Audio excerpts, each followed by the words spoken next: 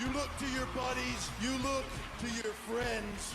There's only a couple guys in the whole world that make me love pro wrestling, and you're one of them. You know, all the bad shit you've heard about us, it's all true. But another thing that's true is we love professional wrestling, and that's why we're here. I'm not sports entertainment anymore. Talk to him, kid. This is a new beginning, and it starts tonight. A new day is dawning for DX. Know who you're talking to?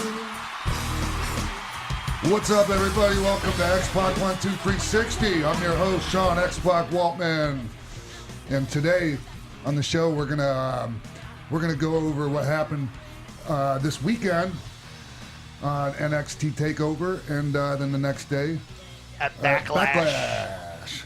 But right now I'm gonna go through the motions here and say what's up to Jimbo on the couch. What up, Sean? How you What up? doing? I got my stuff back. Hooray! Finally, I got my can't- suitcase back from the Fuzz. From the Fuzz. Yeah. Even called the Fuzz. Yeah, no, that's great. I'm wearing my favorite jeans now again. Nice. So I'll wear these things for about 4 days in a row. Everything was in your bags, though? Nothing was Yeah, missing? folded up. Oh, It was really? all folded, yeah, nice and neat. That's cool. Yeah, my computer charger was in there.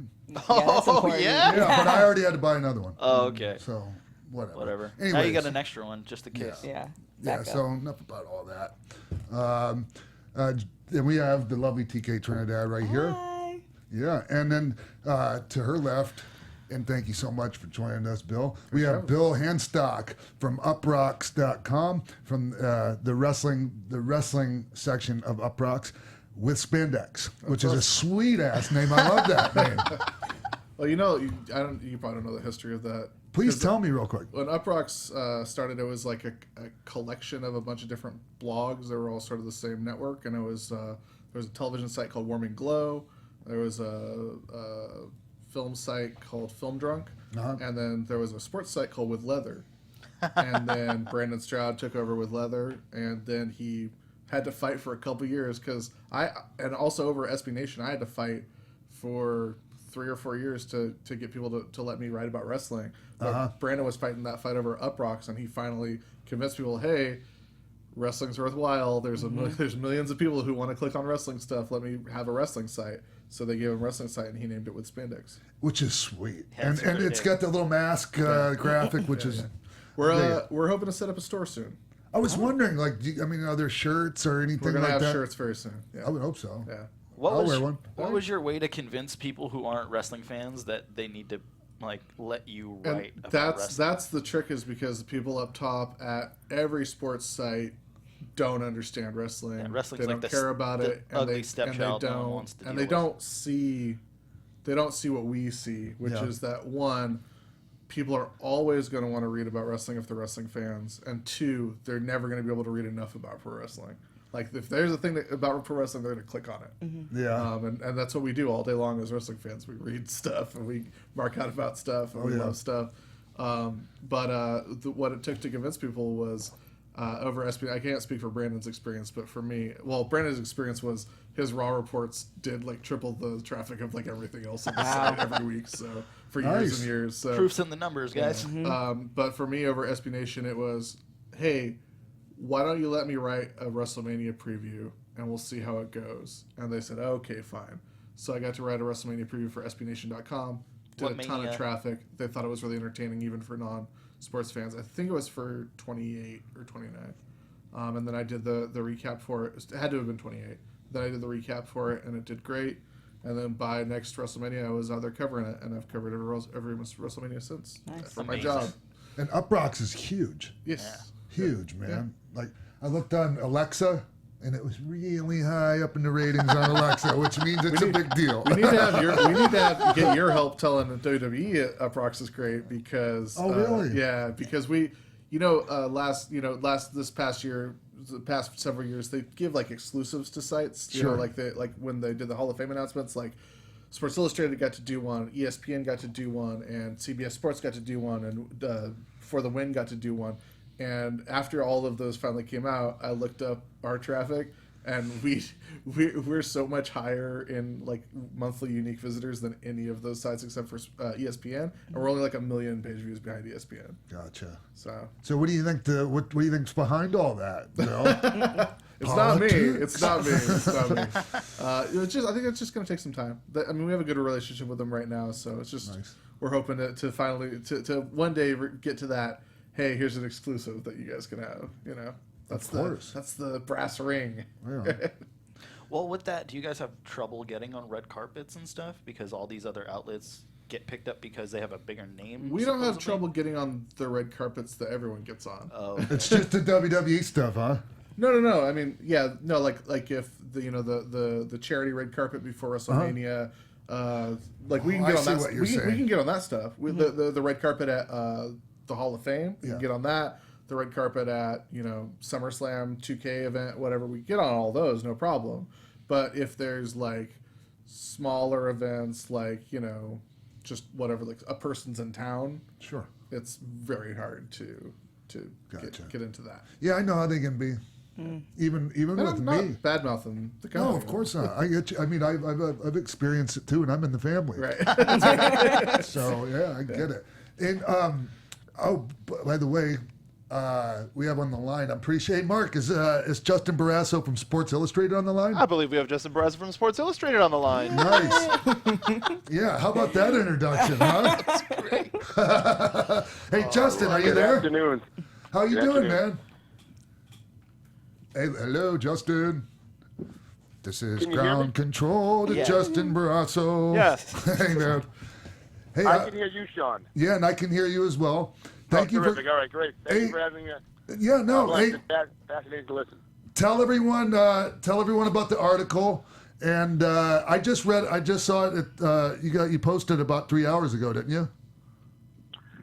Wednesday we run the Week in Wrestling, so it's a compilation of stories. It was kind of originally centered like a Sunday Notes for baseball or basketball, and I was kind of nodding my head as you guys were talking about wrestling fans. It's funny if you asked a kid in 1996 who their favorite athlete was, and they told you Sean Waltman or the Lightning Kid or the 1-2-3 Kid, you almost had to defend that, which is funny. If you said it was Chris Chelios or a hockey player or Scottie Pippen, I think people would nod their head and be like, "Oh, I get it, he's great."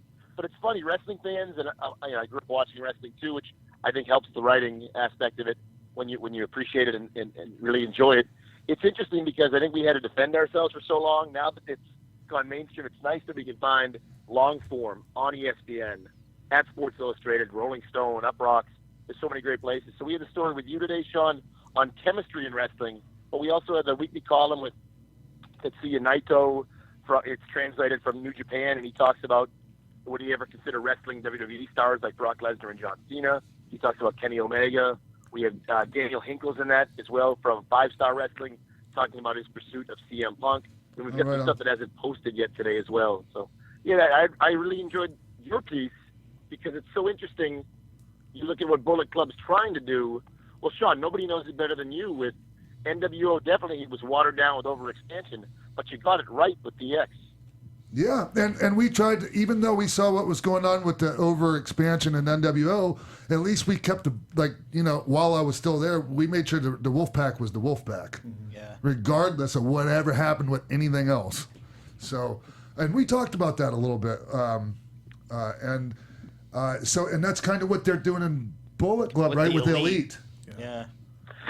And they've actually all, to a man, Kenny Omega, both of the Bucks, Nick and Matt Jackson, have talked about how that's the inspiration, even if they can't control. Because a lot of times, and you touched on this too in the piece, you can only control so much, right? I mean, it's funny. I remember a Chris Jericho interview years ago, and he was getting asked why he loses so much, and he kind of got irritated and snapped and said, I don't decide whether I win or lose. I just do what I'm, by and large, I do what I'm told.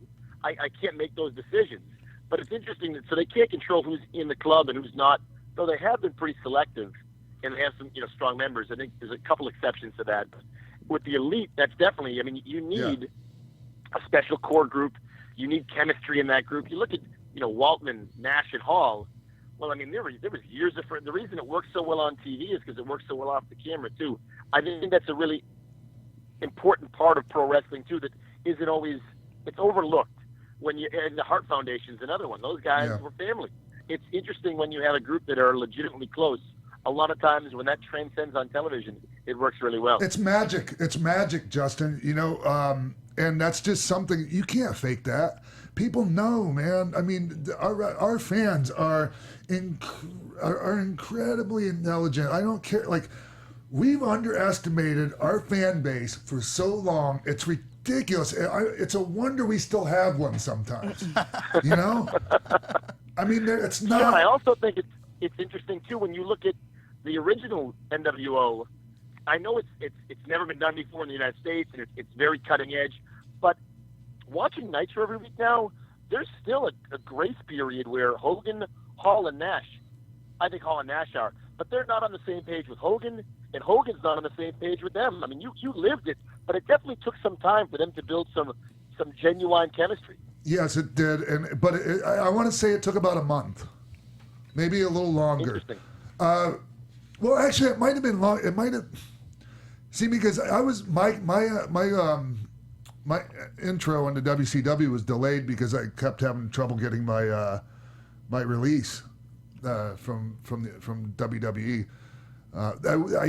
It wasn't like they were in a hurry to give it to me, and I guess I don't blame them. But so yeah, no. By the time I got there, I could feel the chemistry, if even like just backstage, like how everybody was, no pun intended, clicking with each other, and just the vibe with everyone. But yeah, man, you could see it like going back now. If you watch it, you can see it develop over the course of several weeks. That's for sure. But it's interesting because this is the unique facet of pro wrestling, or sports entertainment, if you will, where in pro sports, if you're putting up numbers and you're delivering, they'll always find a home for you. Yeah. You'll always have a team. You'll always have a spot. You're a commodity. You'll always have a role until you can't produce.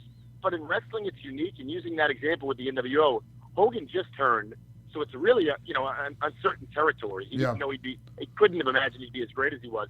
Hall and Nash, I know it's revisionist to say they knew the NWO would be as big as it was, because there's no way they could have. As great as they were, there's no way they could have known they'd be that good at that role. So everyone's kind of protecting their spot. Wrestling's a very cutthroat business. It's entertainment. Yeah, and you got to think. You got to remember this too. You got to remember this too. Where we came from, it was the Shark Tank. Down there was the Country Club. That's just how it was, man. And we were hungry, and so. Yeah, it was vicious, and like to have to pull back and not just like, you almost take a predatorial role in a way. I hate to sound like that. And I'm not sure you can come back from that. Once you have that philosophy or that mentality, I'm not sure there's any going back. And so it's very unique what you guys did. And you can see it still reverberates now throughout the business. But you could definitely see a divide between old school and new school in 1997, 1998, 1999. And, to go back to the article, we were talking about Marty Scurll. I'm a big Marty Scurll fan. Actually, the villain gimmick is like one of the greatest babyface gimmicks I've ever seen, in my opinion. Like, and talking about chemistry with the people that I cherish, that there's a chemistry he has with the fans that, like, I don't know if anybody's ever talked about that, like, with his gimmick. I don't know. I think it's because people have seen him grow over the years and totally change from Party Marty being on a reality show in England to the character he is now that embraces that British style of wrestling and taking it back to the old school. And everything from his outfit to his entrance. I always wonder, I got to ask him, when he flies in from England, if Customs is like, why the hell are you bringing an umbrella? And Actually, he sent one of those.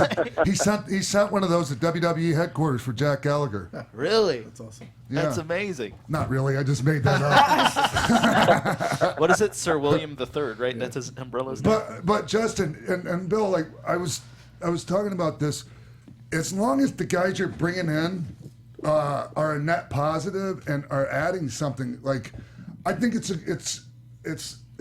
mostly it's not a bad thing to add to the group, but just to throw a T-shirt on a guy, just like they did with the quote unquote B team NWO, a lot of the guys, and I'm not naming names because there were some B team guys that really they did bring something to the table for sure, but you don't want to get. Go ahead, man.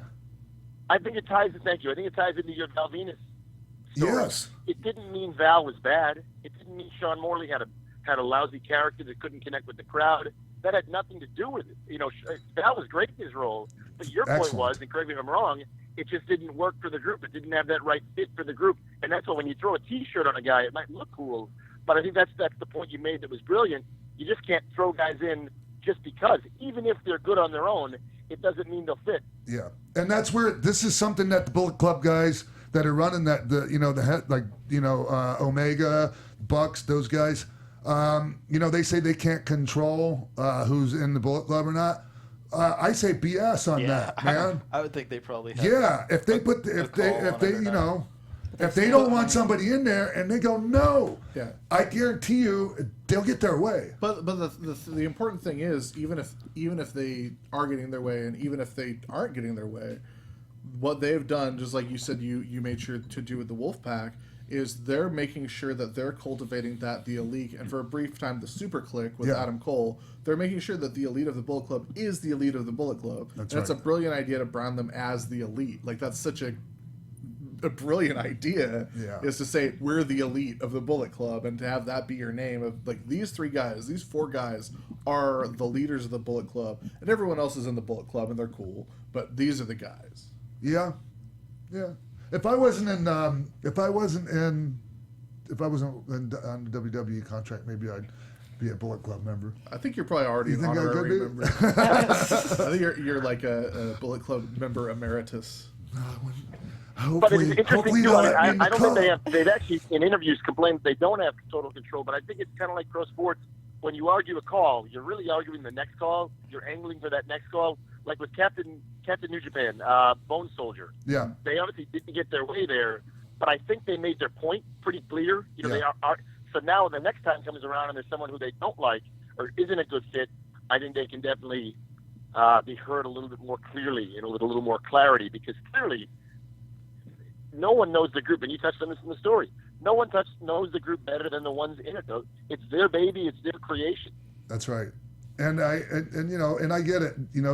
I understand where they're saying like, oh, we don't have control over it, but again, I'll say you kind of do. Yeah. You just maybe don't know it. So what did you? I know that NWO is out of your hands. Yes. You were still trying to make sure that the Wolfpack was its own thing, but they're. For so long, the reason NWO got watered down is because their attempt at bringing every new person into NWO was like, oh, it's shocking if this guy joins. It's shocking if that guy joins. Yep. And then it stopped being shocking because everyone was joining. Yeah. How did you said it was a Shark Tank versus a country club. So when you went to WWE and joined DX, how did you guys then maintain control of, no, this is DX, no one else gets in? Well, they only tried to do it with Val Venus. Oh, actually, no. I think they tried to shoehorn Test into the equation too. Like, oh, as a bodyguard, and we just went, no, we see what you're trying to do there. No, I guess we just we just said no as a matter of fact, and actually not just saying no. Let me take that back, you guys, Justin, Bill, everyone. You have to have you have to be able to articulate a good reason why not. Sure. Or if you, it's just like when I say, when you go in and you complain that you don't like what they have for you, and it's not, I don't know, this sucks. Well, you better have a better idea. Mm-hmm. Even if it gets shot down, you better at least have something on deck to offer them that's better than what you say sucks. Mm-hmm. So, anyways, yeah. Okay. I'll just start rambling on and on here, Justin. But I think that's you hit on the key thing, and that's what I think all of us either enjoy or Up Rocks or whatever site it is, Sports Illustrated, enjoy doing. It's people ask me if I get tired about writing about wrestling, and I always laugh and say no, because I rarely ever write about the matches, and there's nothing wrong with that. I don't. There's enough people that already do that. Oh, absolutely, and they're better at me at it. But I love to write about the backstory. Like, one of my favorite stories was WrestleMania 30 and Steve Austin's account of, I think Hulk was pretty happy just to be part of it, but then The Rock and Austin both wanted to go on last. When they opened 30 with the three megastars and who was going to go on second and who was going to go on third. And I loved Austin. Like, I'd rather talk to him about one of these stories than, a certain match or a certain it's moments in pro wrestling that are so much fun. And Austin talked about how, Vince, he didn't know, but Vince promised them both the last spot. I thought that whole saga was very, very compelling. And that's the unique thing about wrestling. Wrestling, it's fun to watch, but then it's fun to read about the backstory, where in the NBA or the NHL or Major League Baseball, I think it's infinitely more fun to watch the game. The stories are nice to buttress around it. But, man, in pro wrestling, sometimes it happens, and you lived it, what happens behind the curtain is even more fun than what happens on television. Don't you think if you know some of the backstory, like, don't you think it just enhances the actual matches when you watch them? Like, sure. Don't you just care a lot more? 100%. Yeah. I think you're way more invested. Yeah, hell yeah. So, what else is up, Justin? What else We got got some fun stuff coming up with New Japan. We have the chairman, Shigebayashi. That'll be a story coming up soon about their American invasion of New Japan. Right. And I think it's interesting, too, because my really line of questioning was, I think they're going to be great in Long Beach, New Japan. I think they're going to be fantastic. The show's sold out. They added more seats. Those sold out. But to me, the question is about New Japan. It's not what's going to happen in Long Beach. It's what comes next. Yes. So we really focused on that. I believe that story. It's not going to run Monday on the holiday, the following Monday, because how do you compete against a juggernaut in WWE when you don't have weekly television, when you aren't firmly, you have access, and that's going to be a lot more current. But I think the New Japan situation is a very, very interesting development. And next Wednesday will be, Monday we have a Q&A with Neville, and Wednesday will be the Week in Wrestling again, the column. We've got Rey Mysterio. He talks about how he would be open to working for Impact Wrestling with the talent exchange if they're able to make it work with AAA and with Lucha Underground. God, that whole thing, just what a mess, huh? That just sounds. Anyways, that sounds sketchy. Yeah. Well, right on, man. Hey, Justin, I appreciate you coming on, and hey, great job on the article, man. And come back on again soon, man. I'd love to. Thank you for the time, and I appreciate the opportunity to be with all of you. No, man, I appreciate you coming on, man. Thanks, Justin. Take care, guys. Thanks. Sweet. Justin, Justin did a piece on Scott and Keven and I a few years back when we were doing a show for Big Time Wrestling up in Maine somewhere. So I like Justin. I wonder if New Japan doing this U.S. invasion might fall into the Dragon Gate USA situation that happened, where Gabe took everyone he liked in Dragon Gate and was going to try and do it in the U.S., and it wasn't really working. So then he was I'm going to go with Evolve. I'm going to focus on Evolve. Well, he was doing both at the same time, but the reason the Dragon Gate USA stopped working is because at the beginning, because I was at the first Dragon Gate USA show, the ones they had, one they had out here. The reason it stopped working is because at first they brought everybody from Dragon Gate out that everybody wanted to see. You're talking about the Shingo Dragon Kid show that happened like years ago in July? Okay. When they first started Dragon Gate USA, they brought out everybody from Dragon Gate that everybody wanted to see. They brought them all out. And on those first couple shows, they had like the six-way fray or whatever, the fray match, where they had just a bunch of local guys that Gabe had been wanting to get into ROH or was curious about. So he, got these younger guys on the show, and Johnny Gargano and Chuck Taylor were big parts of that. Jigsaw. And as Dragon Gate USA kept going, Dragon Gate was sending fewer and fewer Japanese wrestlers from the Dragon Gate roster, and it just started becoming like, oh, that's the promotion where Gargano's the champ, and there was a lot of cool wrestling. It just wasn't Dragon Gate. It's not USA. Dragon Gate, That's what right? you say about New Japan. Like New Japan needs to have New Japan refs and a New Japan ring and New Japan announcers. Exactly. I don't mean an old indie ring with New Japan turnbuckle pads on it and try to make people think it's not going to work. Right. You got to have the New Japan ring with those funny looking rounded on the top ring posts, and actually they probably changed those by now for their rings, even in Japan, haven't they? Like I think I'm going back too far. I don't remember the ring posts. I just know they have the Toru Yano. The boxing style turnbuckle pads. Yeah, which I hate, but that's a New Japan thing. Right. It's hard to bronco bust for people with those. Yeah. And I can't imagine that being easy. Yeah. So, it has to be. They have to keep it. Yes. They have to keep it at least like 60% New Japan people. And I know there's a lot of Gaijin who are wrestling in New Japan right now, but the draw for people, and it continues to be a draw whenever they do War of the Worlds and ROH. Like they do these shows all the time with ROH, And it continues to be a draw because Okada's there and Naito's there and Tanahashi's there, and Tanahashi's injured right now, which sucks. But like they have to bring out the big New Japan guys every time. And if they're not bringing out the big New Japan guys every time, they have to at least bring out some of the champs. That's right. Yeah, and there's enough guys on top that they can for sure send somebody from on top every time, I would think. And also, don't do the tour. Right. Just don't do it. Don't make this an afterthought. And also, I think the Bucks have the junior tag titles and War Machine has the heavyweight tag titles right now. So it's like you're already gonna have 4 of the champs on the shows that live here.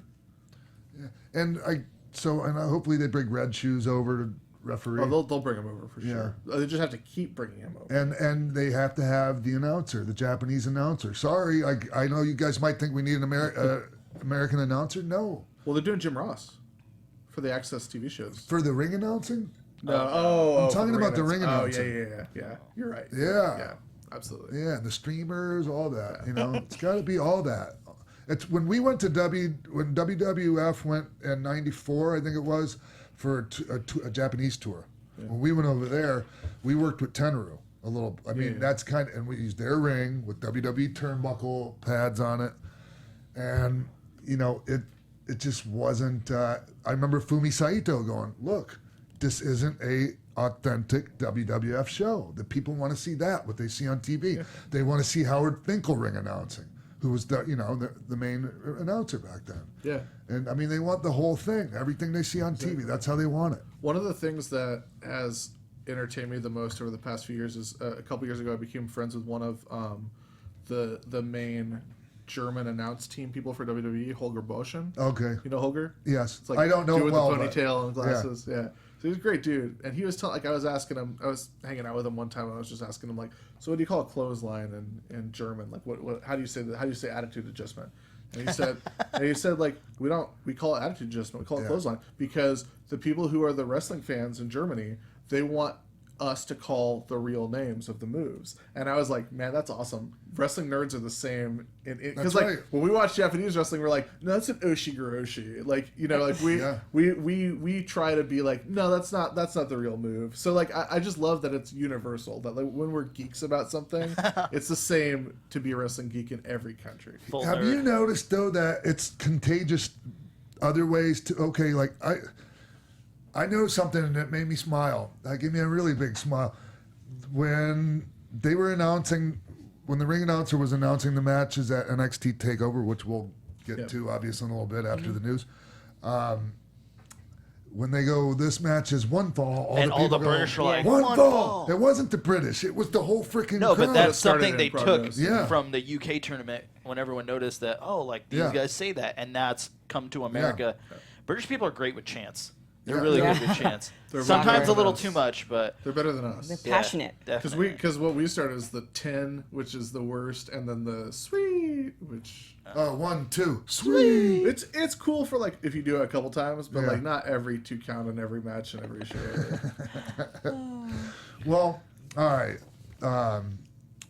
Hey TK, how about we get to our new segment here? All right, let's get started. XPac 12360 Wrestling News.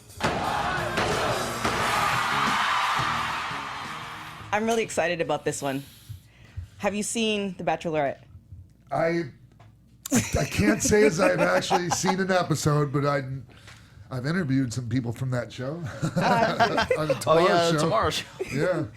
So The Bachelorette, this is actually the first season I've watched myself. So I was really involved in it because this is the first time there's a black Bachelorette. I think this might be the first one. Yes. Anything. Yeah. So the first time it's a black Bachelorette, and that's just an interesting dynamic as is because the guys are all crazy. Right. However, who caught my attention was Ring of Honor wrestler Kenny King. He was the first one up on the show. So we have a little clip of him.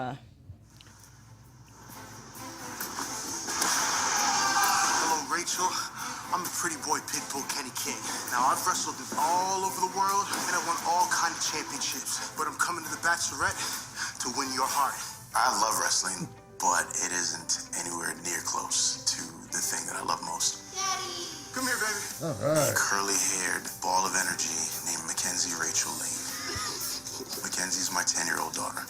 She's the best part of everything about me, man. I miss you. I'm gonna miss you too, baby. I'm ready to bring the right woman into Mackenzie's life. And I hope that it's Rachel. She's smart, she's successful, she's completely my type. I've been around a lot of rings in my life.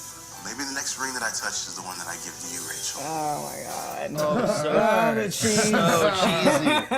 So that was the right amount of cheese. Yeah. Like, perfect. Just the right amount. Perfect. Yeah, man. Bachelorette contestant. Yeah, I really like Kenny.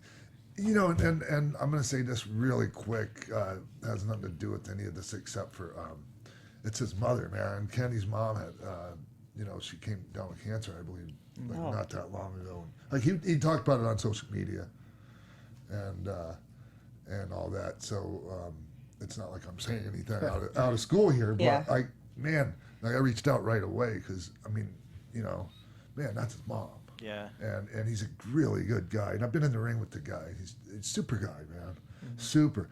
I worked with him on a show back when I was still like whacked out and just kind of in the dark age. Wandering around in the dark, for FIP down in Florida. Yeah, and anyways, I just think how do you think he's gonna do? I think he's gonna do. I think he'll make it pretty far. I don't think so. No? I think he's got enough character charisma that they'll want to keep him on TV. I don't think he'll win, but I think he'll get enough eyes on him and his character and brand, if you want to say, that when he goes back to wrestling, more average people that wouldn't have watched wrestling before are like, oh, I saw that guy on The Bachelorette. Let's check this out. Yeah. So not that I'm an expert on The Bachelor either, but something that they like to do is they like to pull people from the current season to be the next season's Bachelor, and he has enough charisma and character to where I think ABC might want him on the selection board. Maybe not. He may not be able to do that scheduling wise, but if it doesn't work out for him, there's also that possibility as well. I think that he'll make it at least to mid-season. I don't know if he'll make it all the way to hometowns, but he'll make it to mid-season at least. He'll definitely be on a Bachelor in Paradise.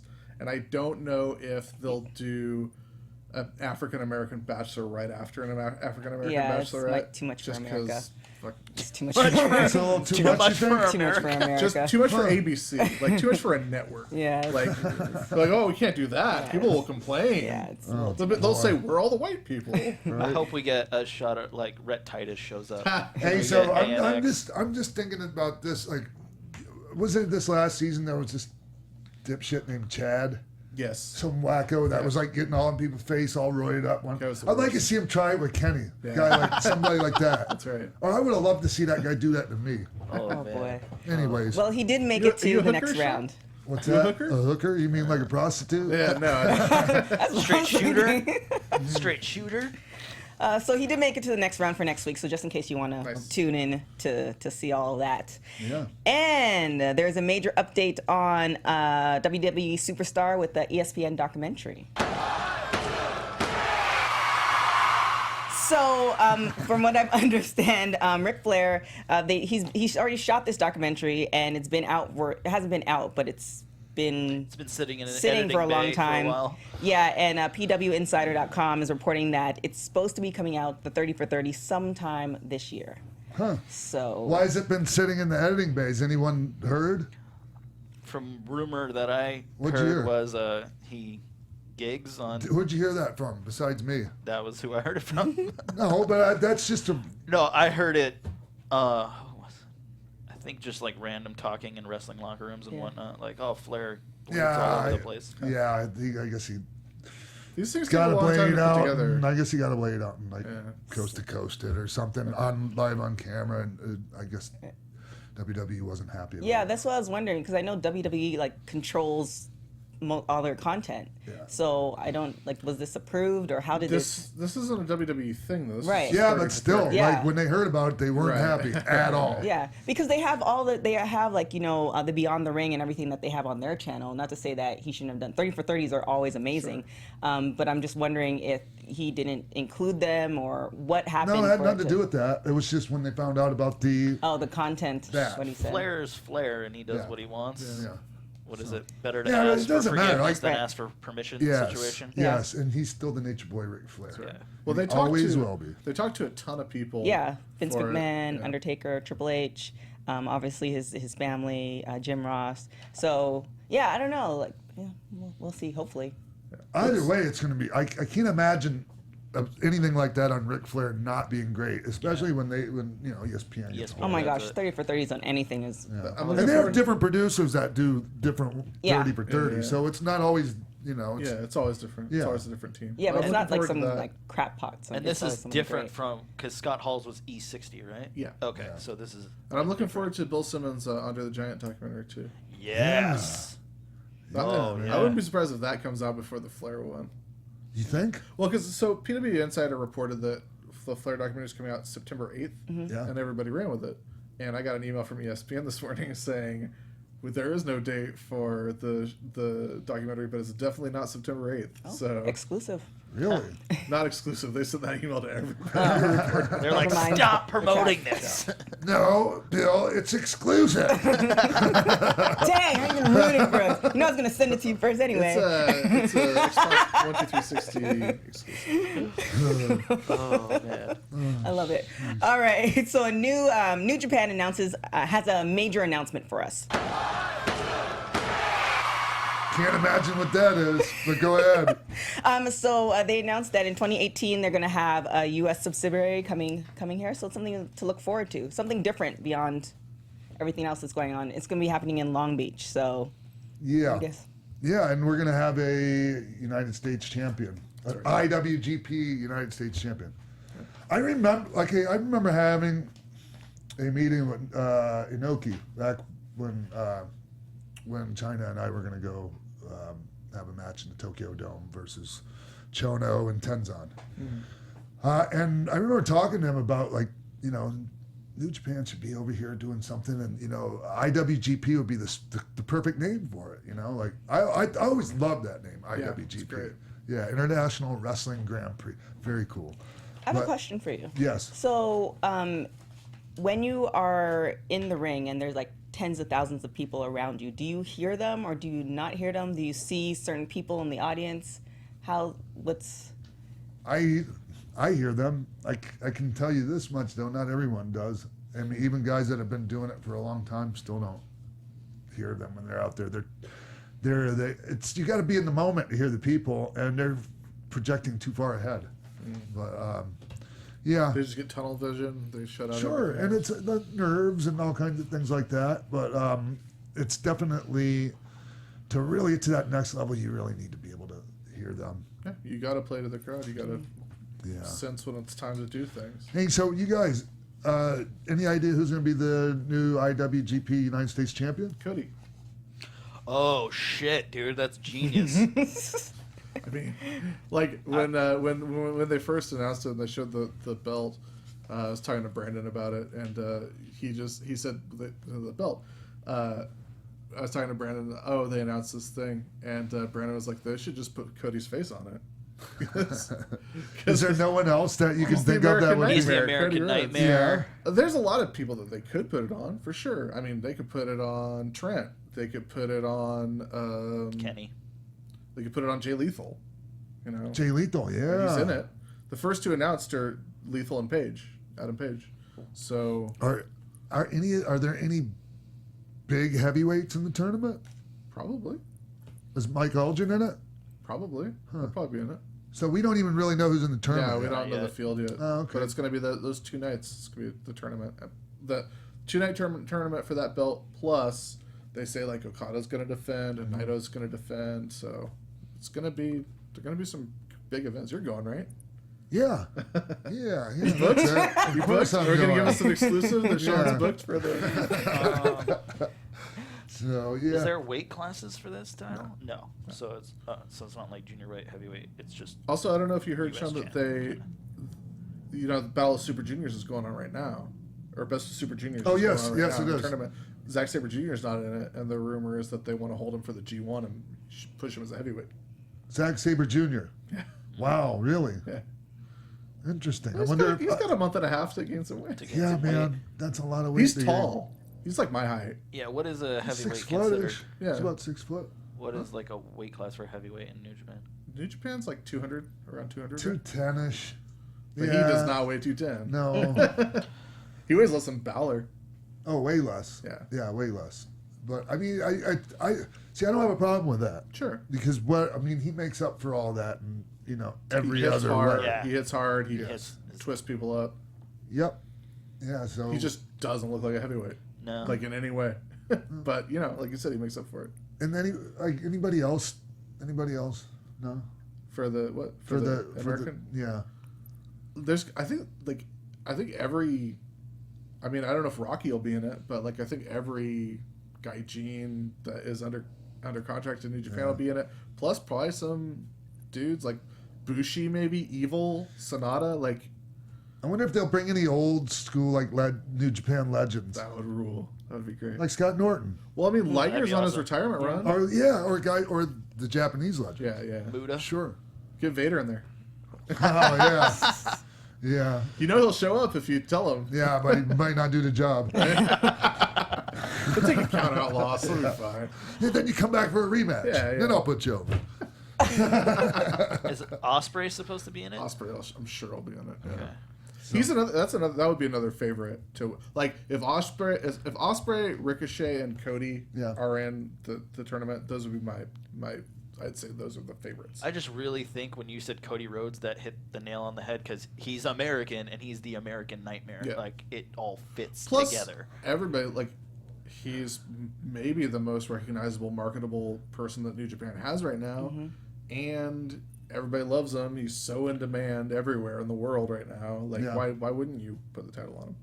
Yeah, no, that's something I would definitely consider. And all his mainstream exposure from being on Arrow. Yeah, it all helps. Yep. Sure. Somebody tweeted, I don't know if it was a poster or what it was, but it was a lineup of the 1993 Top of Super Junior tournament I was in. It was myself, Benoit. These are Is that guys. why you still Pegasus Kid? Yeah, sort of. Sort of. They were calling him that, but But no mask. I would not wear the mask. He'd wear the tights with the Pegasus on it, but no mask. Right. So you, Benoit. Yeah, me, Benoit, Dean Malenko, Fit Finley, Too Cold Scorpio. Jeez. Oh, shit. Eddie? Was Eddie in it? Eddie, that's right, because I had a hell of a match with Eddie. And then the Japanese guys were El Samurai, Hiro Saida. It says Pegasus Kid, El Samurai, Dean Malenko, Flying Scorpio, which is, I'm guessing, is Too Cold Scorpio. Otani. Black Tiger 2, Liger, David Finley, Lightning Kid, that'd be you. Yeah. Yeah. Black Tiger 2? Yeah, that's what it says. It's Eddie, right? Yeah, but Eddie wasn't Black Tiger in that. Huh. Anyway. and also Osamu Nishimura was in it. And so... God, Lance Storm replied to the tweet. He's like, X-Pac looks like he's 12 years old. I looked like I was 12 years old until I was about 20. Yeah. Well, I remember the first time I saw you ever was in GFW, your Lightning Kid. It was on ESPN after school, and I was like, this kid's so young. He's really the Lightning Kid. Ridiculously young looking, right? Yeah. How old were you then? I was 19, 18, 19. Yeah. Just turned 19. Yeah. You already had a kid? One on the way. Starting early. 96, 97 when Inoki put together that giant show that had a WWF match, a WCW match, a New Japan match, a CMLL match. Were you part of that? Was that here in the States? Yeah. No, it was here in LA, right? Yeah. Yeah, was that some festival, Peace Wrestling something? Something. Wrestling for Peace or something. Yeah. And wasn't there some AAA stuff on there too? Yeah, basically every promotion you can think of had a match on there. Wrestling for Peace. Crazy. When I was in Japan, no matter what promotion we talked about, or we were around somebody from there, the office people. It always seemed like Inoki owned part of everything, man. Probably. Everything. It was crazy. Did you ever work for Baba or just Inoki? No. And he passed away not too long after I started going over there. Sorry, I keep interviewing Sean. No, it's okay. That's fine too. That's a good thing. Okay. It's just fine. But what else is going on in the news? One last thing. Are we good? Yeah. I'm just messing with you. The Impact president has a mic drop moment. I'm going to let Jimbo break it down because there's so many moving parts. Basically, TNA is upset that Matt Hardy claims that he owns the right to the Broken Brilliance gimmick, but they claim they own the rights to the Broken Brilliance gimmick. So he was like, hey, I'm just going to put your contract out online and show everyone that we really own the rights. And that wasn't really a cool thing to do. So regardless if there's a confidentiality or a non-disclosure or whatever involved in the contract, we're just going to put it out there anyway. Rebby called him out on that. Yeah, they just keep throwing wood on that fire and giving Rebby and Matt more ammo for the court. It's such a bad look to be the president of a company and be like, let's publicly air. And he sent an email to PW Insider to do it, and he's like, I have a log of our contacts between lawyers, and it was just a list that he wrote. Wow. Of like May 3rd, this happened. It's like that's not proof. I mean, it's one thing when a talent is out there, running his mouth, going off or venting. Because I mean, I kind of that's the only platform that talent has. Yeah. Sure. It's a to company get their side out. But as an owner, as a company owner, it's just like you say, bad look, right? Yeah. Well, so when Swagger went on that show, Jack Swagger went on that show, called on the podcast show. Oh, he went on Shell Sonum's Yeah, you're show. welcome. Yeah. And he said, I got my release from WWE. I'm a free agent now. Then the next day, WWE put out a statement saying he's not released. He hasn't been released yet. When he does get released, he'll have a 90-day no compete. So that makes sense. You have to get out ahead of when everyone's reporting on a thing. Right. And I mean, everyone's reporting on the Matt Hardy Impact Yeah, it's stuff. been going on for a couple months. Going on for months. Yeah. And there's a difference between we're going to clarify this with a press release and a guy sending an email to everyone being like, here's excerpts from a contract. Here's a log of no one cares that much. It made me think of when we interviewed Christopher Daniels and I brought up the whole bad influence name, and he's like, oh, TNA owns that name, and we were like, okay, we're leaving. Can we use it? And they're like, no, we own it. We're not going to use it. We're not going to use it, but neither can you. Yeah, exactly. Why? He was talking about they never put out a shirt for them. Yeah. Why would they do that? Right. Shady. Yeah. It doesn't make them look good at all. Imagine Vince McMahon doing that. It would never happen. See, here's the thing. He used to do stuff like that, though. Vince. Oh yeah. Yeah. Local, in the local New York market, he used to go on and be like, "Now Ted Turner's been saying this about me." He used to do that. Sure. Yeah. I mean, I don't think Vince isn't above letting things get to him on a personal level every now and then. But that was then, and this is now the WWE is a $1 billion publicly traded company. You can't go on TV and be like, now let me tell you a thing about my competitor. And the way information is shared now is a lot easier to get that information than playing telephone with people. And them showing the email of contacting WWE about the broken thing, and them being like, oh no, we're not interested. See, they're not interested. So, I can't believe that actually happened. Yeah. Come on. God. I can't either. So what do you think would be maybe they're just not interested in talking to them about it. Yeah. I think because Meltzer went afterwards, he was talking about it on Wrestling Observer Radio. He said what he understands is that WWE's not interested in pursuing the broken gimmick on their end because Matt's already pursuing the broken trademark.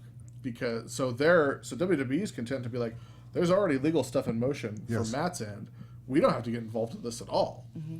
Yeah, and I mean, if they do, then it's I wouldn't want to go toe to toe with WWE's legal team. No, but at the same time, Impact does know that they are catering to a one buyer market right now. There's only one entity in the entire world that's interested in these trademarks right now that can potentially has the money to buy it. Yeah. And so they can just set their price. And if WWE want to do it, then whatever. And Matt Hardy's already... If they set the right price, Bill, Vince very well may go, okay, sure, here. Yeah, if they're $100 grand. Yeah. But don't be ridiculous. It's just like when Vince went to all the territories and offered to buy them out. Yeah. And so many of them were like, oh, F you. Well, okay, if you don't want to take my money, I'll just go and put you out of business. Yeah. But at the same time, Matt's been doing the voice on TV. Yeah. He's been doing the delete hand gesture. If Impact really felt that they had a open and shut case, they'd already be filing cease and desist. I wonder if you think they'll do something like Fake Razor, Fake Diesel, where they have like broken characters come out as broken people, even though because they own the rights to it. I wouldn't be surprised if like they did a tongue-in-cheek like broken EC3 thing or like broken Eli Drake thing, because those guys could pull off like being wise asses about it. Yeah. Broken Spud. How good would that be? Yeah. Oh, See, that's the. See, I think that's the old like WCW, WWF like petty stuff, right? Where they'd be like, yeah, let's have like the Gilbert thing, like let's find the dumbest guy and give it like the least credible guy and give him the broken gimmick. Like I think now we're in a new era of like if they're gonna poke fun at it, they're at least gonna have like talented, popular people do it. Mm-hmm. You remember? Did somebody fart, or was that Lula snoring? Baby Lou. Oh boy! I thought somebody farted. I know she started snoring, and Bill's like, and I was trying to communicate this. This is normal. It just happened. Oh damn! What was that? No, what was that? I was about to say something. Yeah, I know what I was going to say. I was going to say I'm rooting for Impact Wrestling as a promotion, to do well and thrive, but I'm not rooting for them in this particular situation. Yeah. They got such great people there, so much talent, and I really thought that it was gonna be a lot different once they got sold, but it hasn't been different so far, and I'm still waiting. I want, like you said, I want them to succeed, because the more wrestling companies that are in business that are successful, the better for pro wrestling as a whole. Mm-hmm. Yeah. Just waiting for it to happen. But you know, if Impact doesn't get the job done. Yeah, ROH, you got New Japan, you got, my God, you got a ton of wrestling, a ton of excellent wrestling out there. And Sinclair Broadcasting just bought that other Tribune. So they're going to huge. be, so ROH could potentially be in like almost every home in America now. So yes, yeah, that's the thing. They got it wide open for them. Sinclair I'm pretty sure they might own more stations across the country, local stations, than any other company there is. They do now, yeah. I'm a little, like, I'm wondering, like, are they going to let this, I mean, FCC is going to let this thing go through? Back in the day, that would never happen. Yeah. Used to be one entity could not own all of these different media outlets. Mm-hmm. You know, there used to be a thing, like, where that just... Like a monopoly on Yes, and I don't know what's happened in this country when it comes to that. Now it's... Politics and It's so convoluted, man. Yeah. Like, there's so many, like Universal, like, will own... Universal and NBC. Yeah. They have all the Well, you know what really sucks is trying to find different means of putting your media out there. Now that YouTube has taken away the ad revenue on wrestling content, that's screwed over a bunch of companies. I don't know how that, like that, I think that's going to be, like, I've read some stuff about that, and it might not be the end of the, you know. But for like a company like if Impact loses their TV spot, let's say, and Ring of Honor takes that TV spot, maybe Impact starts going back to like explosions online, and they're just doing content online, but they're making ad revenue to keep them afloat. Why do you need YouTube to go out and sell your own ads? Yeah, you know. Yeah. I mean, it's a great platform, and more people go to that. But if you know, you don't have to be on YouTube. There's other ways of doing it. Impact's on Fight TV as well. Yeah, Fight TV's great or whatever, but you know. I'm just thinking of like easy ways for fans to watch your product. Yeah, because it's also a monopoly, because you have Google, so Google and YouTube and Gmail, everything's kind of linked, so you get pushed up to the higher level to like when you do search engines. Lula, shut up! She didn't even budge. Hey, shut that damn dog up! For content creators, it's never been easier to distribute your stuff as it is now. Yeah. But that's the difference is what you were saying is before, and I don't agree that pro wrestling should be labeled as not appropriate content for advertisers across the board on YouTube. Like, that's really unfair and messed up and backwards way of thinking. Yeah, they paint it with a really broad brush, the policy is just stupid. But MMA is okay, right? Yeah. But the policy is just very stupid and ridiculous. But at the same time, there's nothing to stop you from going out and selling your own ads and distributing it through Vimeo or through a podcast or through, whatever you want to do. Or even, you're still distributing on YouTube. It's just you're selling the exactly. ads. Like you can sell pre-roll for YouTube. It's just the difference is these companies were used to putting their videos on YouTube and clicking the advertise button and getting free money for it, like essentially free money for and they should still have as much a right to do that as every other person on YouTube has, but there's nothing to stop them from going out and selling some, like they can sell a couple ads, like they can get a couple advertisers per month and more than make up for that money that they lost on that YouTube revenue. The problem is, like, work, now man. that I was just going to say that now you have to put in the work where before you just uploaded the video and the check came. Like, now you have to go find sponsors that are willing to. We got to work harder. Yeah. Do you know, like all those ads that Dragon takes out, right? Yeah, you know. Oh man, you should have heard him this weekend talking about stuff. No. Him and Sammy Callahan were having like a whole discussion because Sammy does Pro Wrestling Revolver, so he's like picking his brain and like, man, you know how much more marketing you could get and how much all this stuff, and he's just like, I don't care. Oh, Super Dragon. Super Dragon's like, I don't care. Right. Sammy's also now just got made CZW charge of creative for CZW. Yeah. Oh, good. He wants to come back and solely talk about that. DJ's just gonna do like the business end now. Is he still coming out here for Championship Wrestling from Hollywood? Yeah. Yeah. Because he's trying to learn that business end from Dave. Right. So. Okay. So, any other news? That is it for XPac 12360 News. So follow us on AfterBuzz TV, follow us on Twitter, The Real XPac, IG XPac 12360, and Facebook XPac 12360 Show. And don't forget to rate us, subscribe, and leave all comments on iTunes 5 stars or better. And 6 stars. Well, don't do 4. Yeah. Just do 5 stars. Hey everyone, it is really important if you go on there and leave us Show the love. Yeah, leave us a review and put us over huge. Humongous. Be like Kenny Omega and leave the first 6-star review for this. Nice. There you have it. You broke the 5-star scale. Wow. So, hey Mark. Yes, sir. Do we need to take a break, or should we go right into NXT? That's up to you, boss. You need a break? Let's take a break real quick. All right. All right. We'll be right back. We'll talk about NXT Takeover and Backlash. What's up, party people? Roxy Stryer here from The Tomorrow Show with Keven Undergaro. We're your twice-weekly broadcast of one man's midlife crisis and the mad millennials in Star Trek uniforms that follow him. And I'm one of those millennials, Lauren Magrasso here. We've had some amazing guests like Russell Simmons, Ileana Douglas, and Craig Gass. Coolio, right? Christian Blatt in the house to tell you to go to thetomorrowshow.com to check us out. We're live every Monday and Thursday from 10 to midnight Eastern. That's thetomorrowshow.com. Be there or be square, whatever that means. Hey, we're back here. We're back here on X-Pac 12360. It's like, what? That was great. No, that's hell cool. no. Hell no. Baby Lula. Baby Lula in the Strikes house. again. Wrecking the set with Baby Lula. All right, we're back here on X-Pac 12360, and we're going to talk about NXT TakeOver, and then we're going to talk about Backlash the next day. So, hey.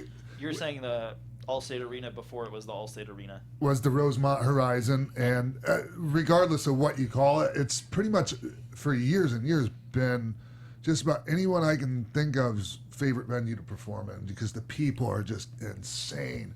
I mean, you can barely hear yourself thinking there sometimes.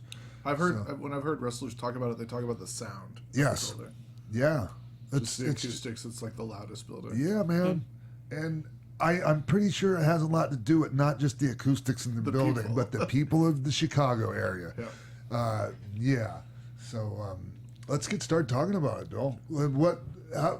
Attendance-wise for NXT TakeOver, how did we do there? I don't think we know the attendance, but it was close to a sellout, if not. Yeah, I'll look it up again. Sorry. But for me, my wonder. I mean, we'll get into this, but you think it affects the show when you do back-to-back shows in the same venue? Because I thought the crowd was kind of low for Backlash, and I didn't know if it's because they spent all their energy at NXT. I think it's. I don't think it makes a difference between. I think that Brooklyn's proved that the past couple years, and Orlando proved it, and San Antonio proved it. Like, it's such a different crowd that goes to the NXT show, and it's the people who go to TakeOver are people who want to see NXT, and they they watch every week. They know all the people. They know who they want to win. They're rooting for people. They want to see athleticism. Like people who watch NXT care about the wrestling, and they care about the card, and so they're just going to go. The Backlash crowd, the pay-per-view crowd for WWE, and even like the Raw and SmackDown crowds to a certain extent, they go because it's WWE's in town. Yes, and it's the place to be, or it's the event to be at when it's in town, and it's a big event like that. It's just like when you have when they're here, even for a Raw, not just a pay-per-view, but for a Raw or a SmackDown here in LA.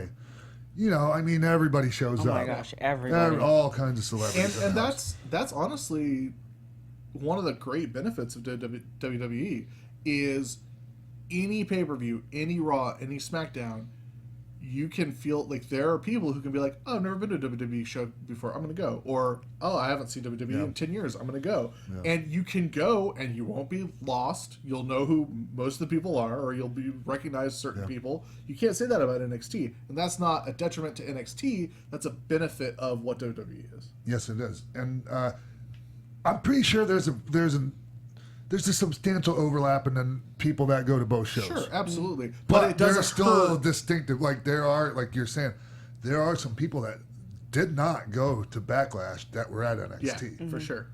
Not the other way around, probably. Right. Or maybe, but I mean... Well, yeah, there's a lot of people who just want to go see TakeOver. They didn't care about the Backlash card. They just want to see TakeOver. They don't really care about going to WrestleMania, you know? But I don't think it hurts, like especially like the SummerSlam weekend. Like, it doesn't hurt them to run the same show. Like SummerSlam now, they're doing 4 shows in a row at the Barclays Center. Wow. You know. So did they do Raw at Allstate as well? So did they do 3 shows? I don't think they did Raw. I don't think they did Raw. Did they go to Milwaukee? Where'd they go for Raw? Yeah, I think they did. Okay. Yeah, somewhere around there too. Someone close. Right. Yeah. Okay. I just thought for a Chicago crowd at Backlash, I thought they were very not as vocal as they normally would be, especially comparing it to the night before at NXT, where everyone was so loud. Mm-hmm. Well, like we're talking about, I think the NXT fan is more invested in the product, right? Don't you? Absolutely, because you have to keep up with NXT really to know what's going on. WWE, you can drop in anywhere. Like the vast majority, 90% of the tickets that were sold for Backlash were sold before any of the matches were announced. They were just sold when they said there's going to be a pay-per-view in Chicago. 90% of the people bought their tickets then. Yeah, talk about that, Bill, because you were mentioning that the tickets they sold right away, and then tickets sold great. They sold at a really hot clip when they announced when they put the tickets on sale for Backlash. Yeah. They're like, it's going to be a WWE pay-per-view at Allstate, and it's going to be Backlash. It's going to be on this date, and they put the tickets on sale, and people bought them in droves, and then they stopped buying them once the full card was out. And it wasn't just, I mean, like, you know, normally for pay-per-views, if they don't sell out right away, there'll be, you know, the end of the ticket sales is the slowest part. Yeah. But this one, more notably than past events, stalled because when you look at the card just on paper, you just look at the matches, it doesn't look that exciting. It ended up being what I thought was a really good pay-per-view. Yes. It was a lot of fun. Yeah. But you look at the matches and you're like, I can skip this one.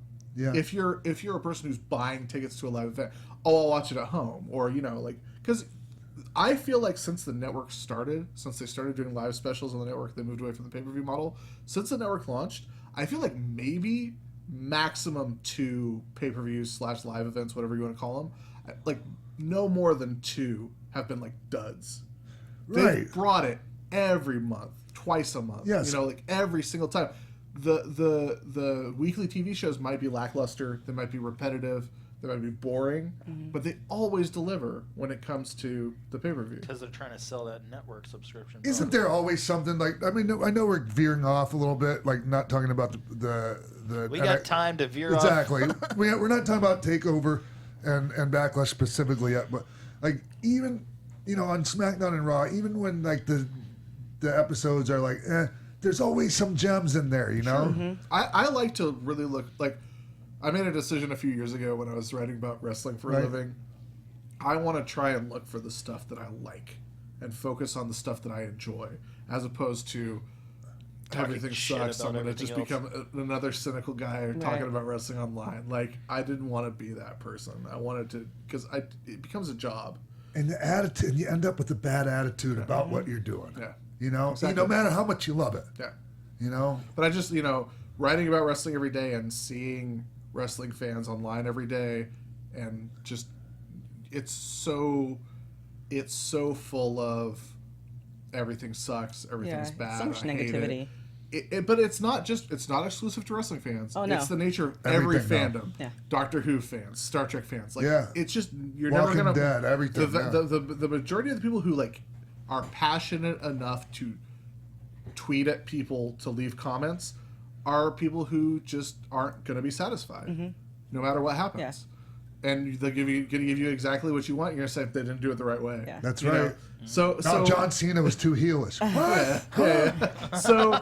So rather than that, I tried to be like, since I watch this for a living, since I watch it every day, since I have to write about it every day, I want to be looking for the positive things, the things I like. And so I started doing that, and then I got accused of being on WWE's payroll.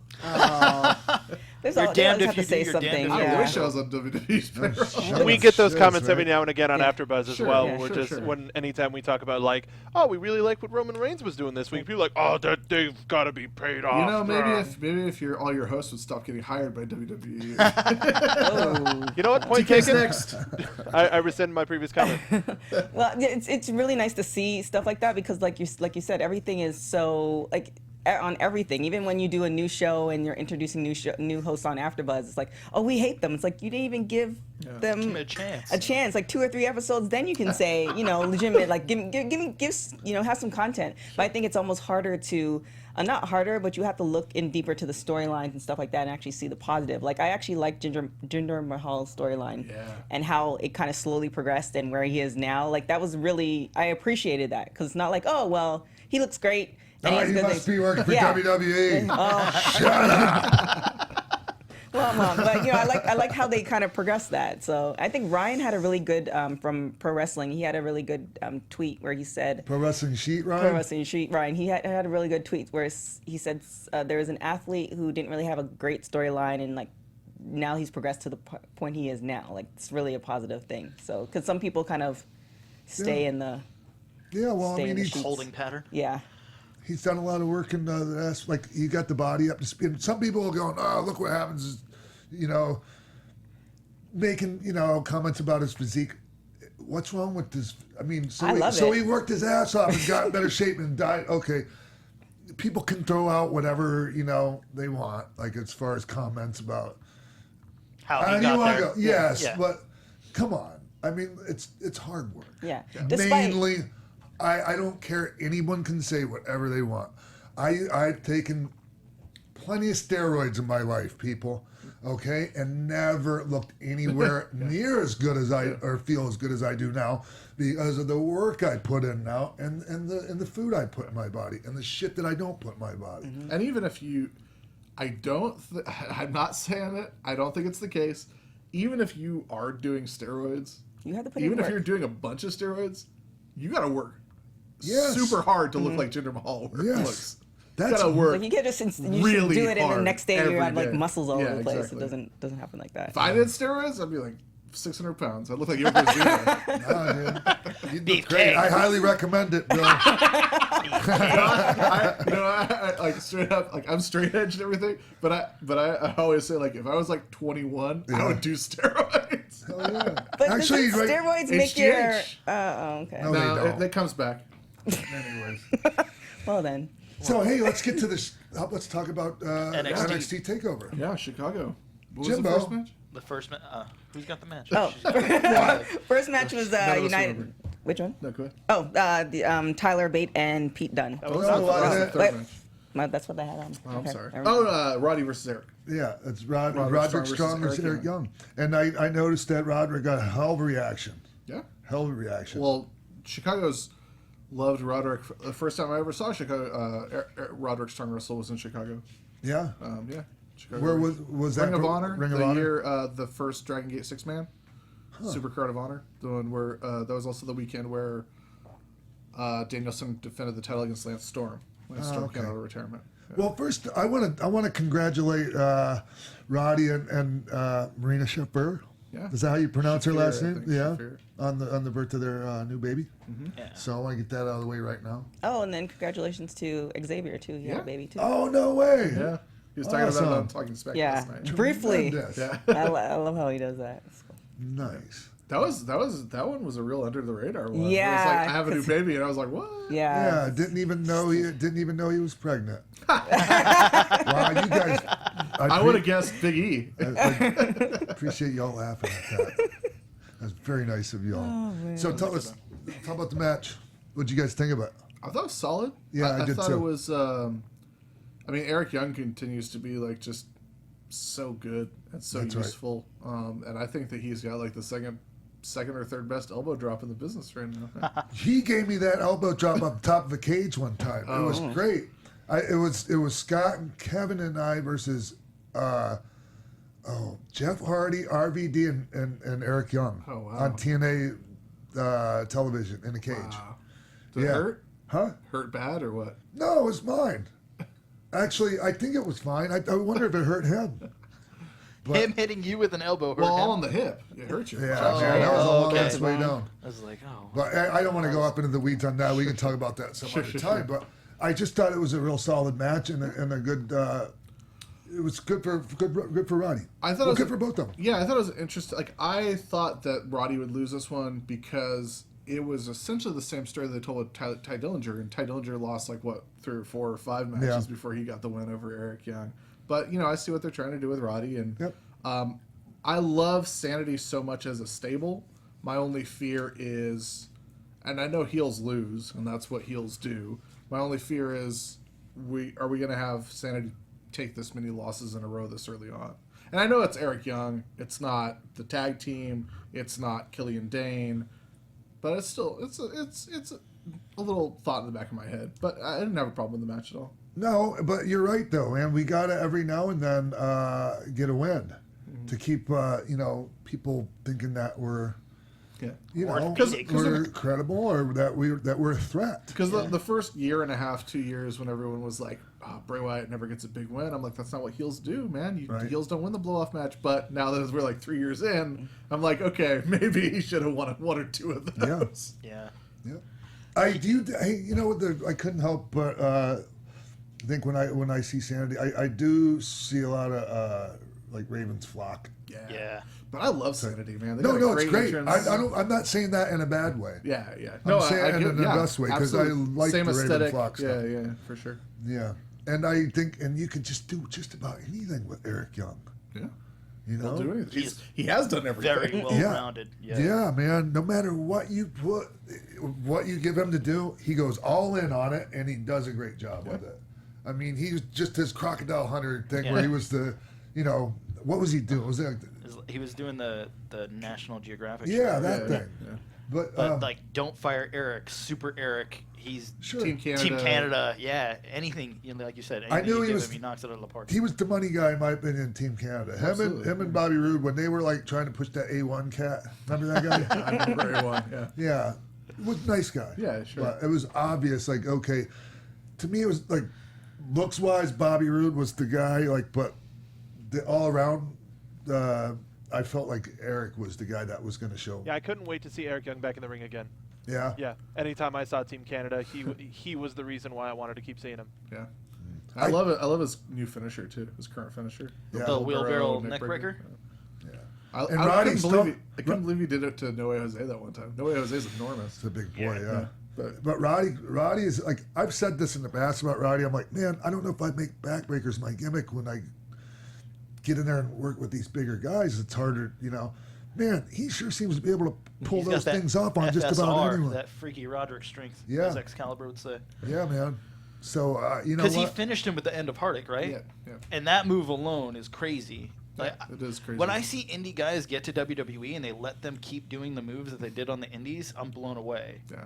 Well, it's probably when if he gets called up, he probably won't still be doing it. Well, in the Cruiserweight Classic, the moves those guys were doing, like no one had ever seen like Poison Ranas and stuff like that. So I was like, oh man, they're letting them do this, and they're not even like finishers in these matches. Yeah, that's insane. I was really happy. Brian Kendrick did a burning hammer. Didn't win the match with him. Hey, I noticed when I was watching the first match with Roddy and Eric, I was impressed with the fire that Roddy was showing, like when he's making his comeback and everything. Sure. Good stuff, man. Nice comeback, good flow. You know how we're using everybody at ringside that was involved. It was great use of everyone. Yeah, I really loved when he sent Eric into the other two on the outside. Yeah, that was great. Really Roderick, I think, is finally to the other side of every time there's a big indie guy who comes in. There's a transitionary period where it's like, what are they doing with this guy? I don't really get it. And they have to learn what they're doing in NXT.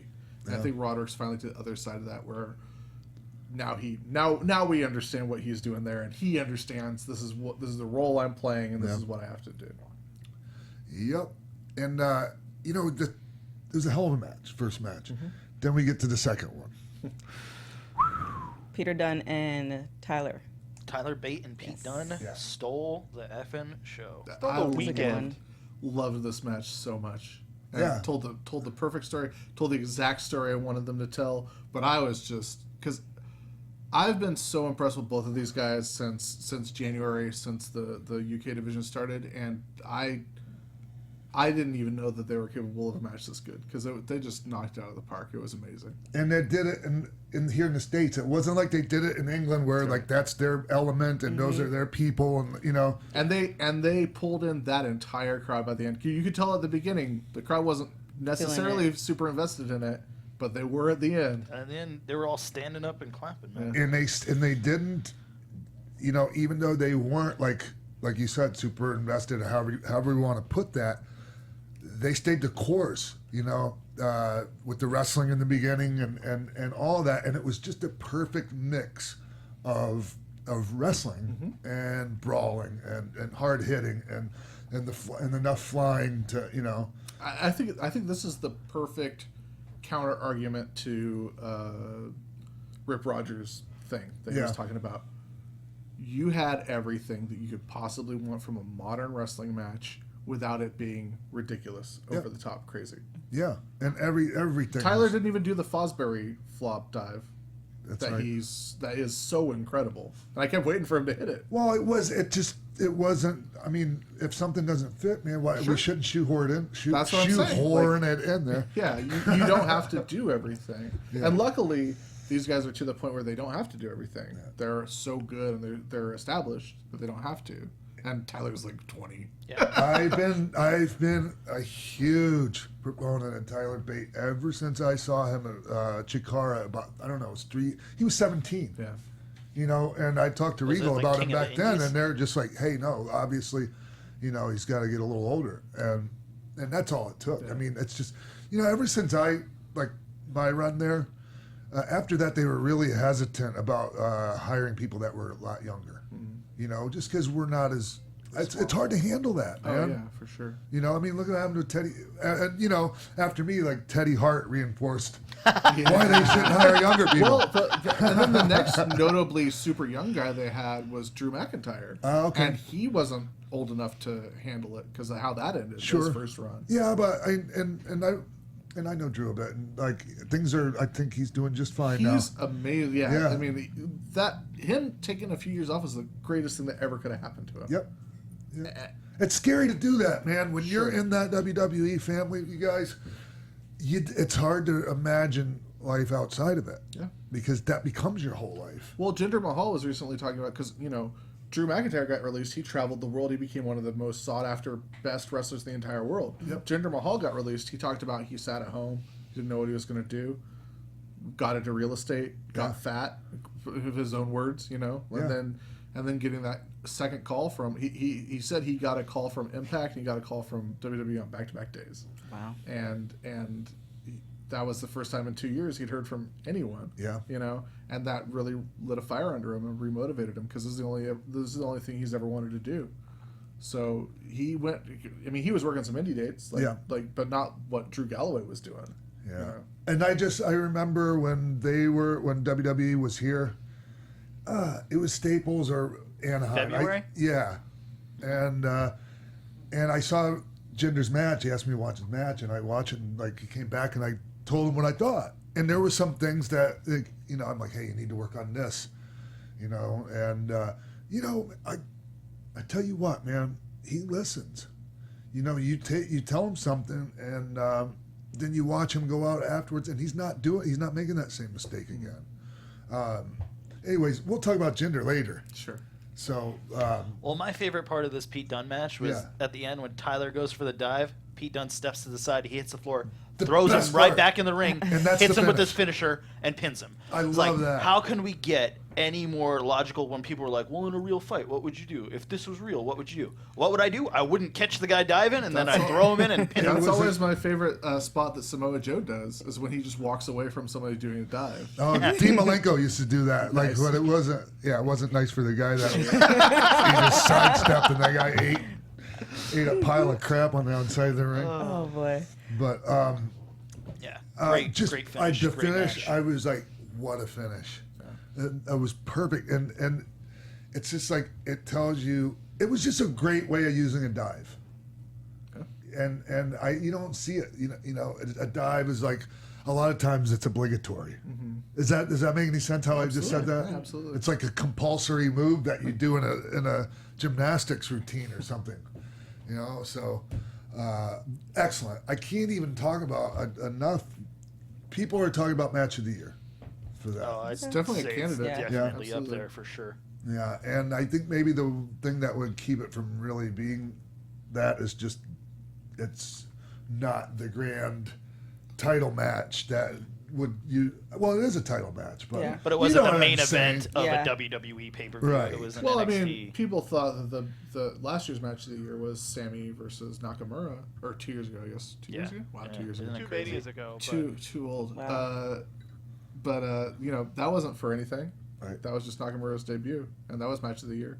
So it's just, I mean, there's a lot of year left, but I mean, it's definitely in the conversation, in my opinion. And I like what this does to set up for the UK show that they say is coming eventually.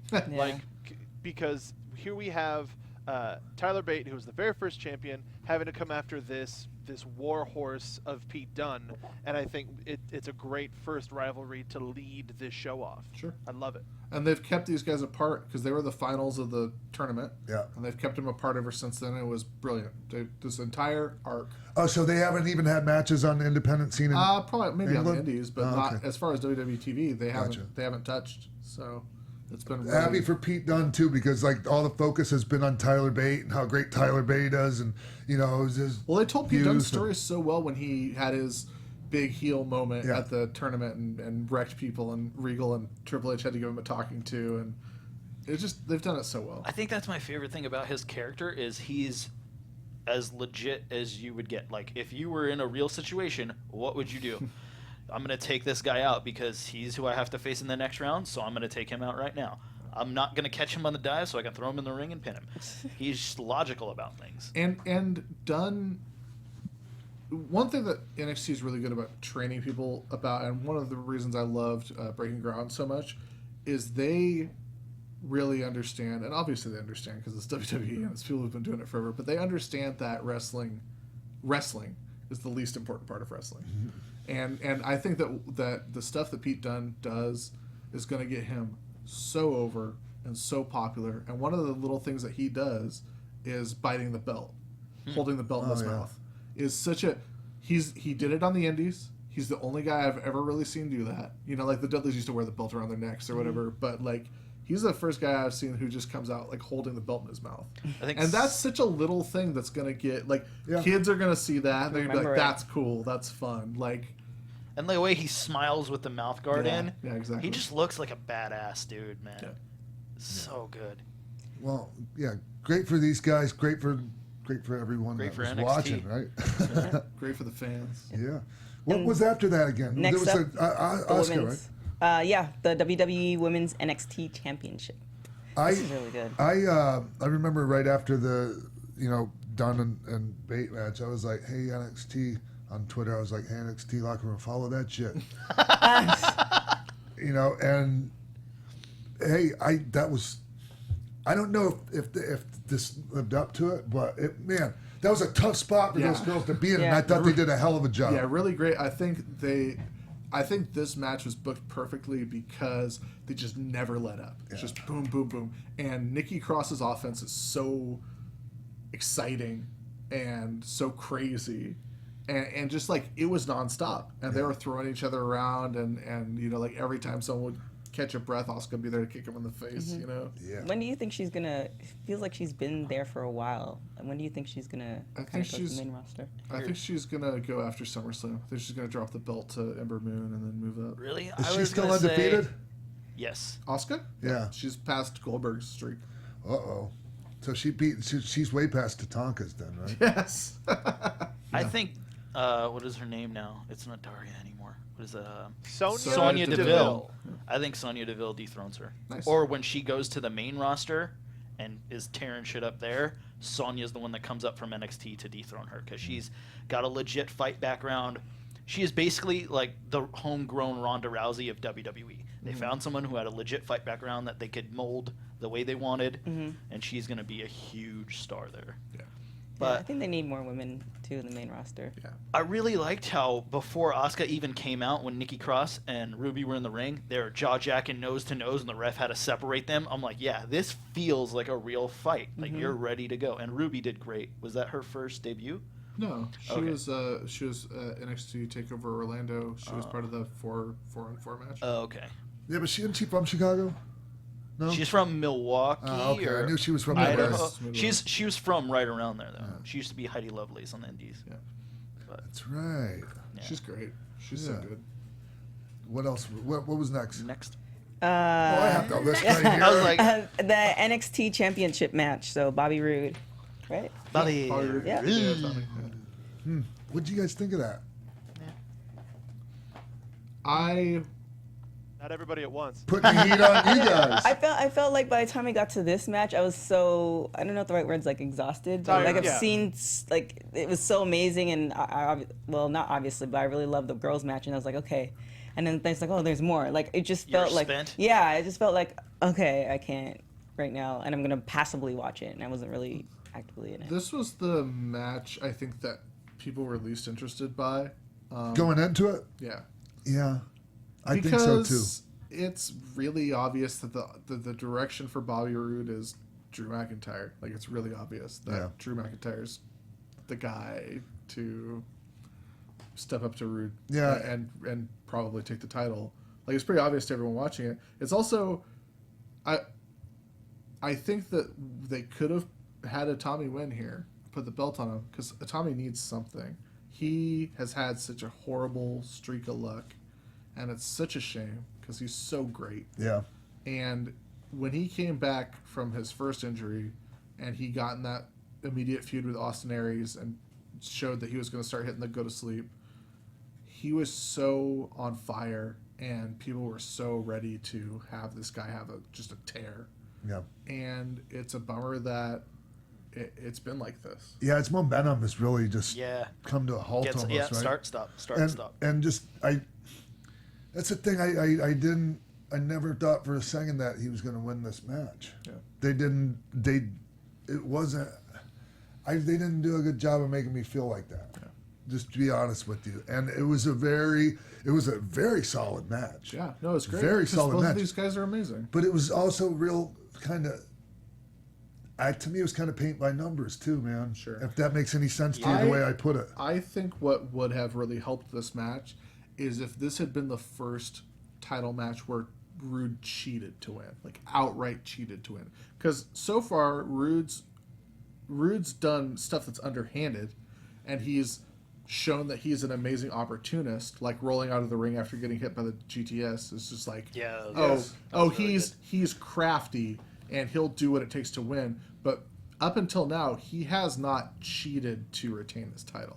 And I think that would have gone maybe a little way towards having Itami save face a little bit and having Roode's championship be a little bit less legitimate.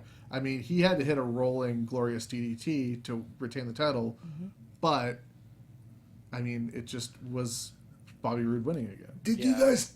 I just felt like there was something missing, and Itami didn't have... I don't know, like, there was some aggression missing or something, like...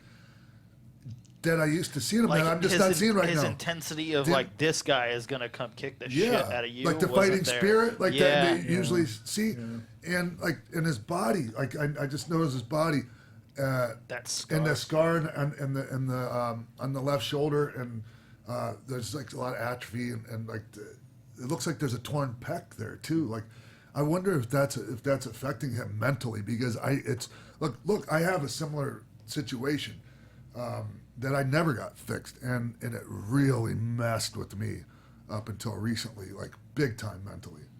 I'm sure Tommy's mind is all like, there's so much that's gone wrong with his run, with his being in NXT, and it's got to be just the most frustrating thing you can possibly imagine. Yeah, and it's not like they're mishandling him. Yeah, and everyone thought he'd be like the hugest superstar get in so long.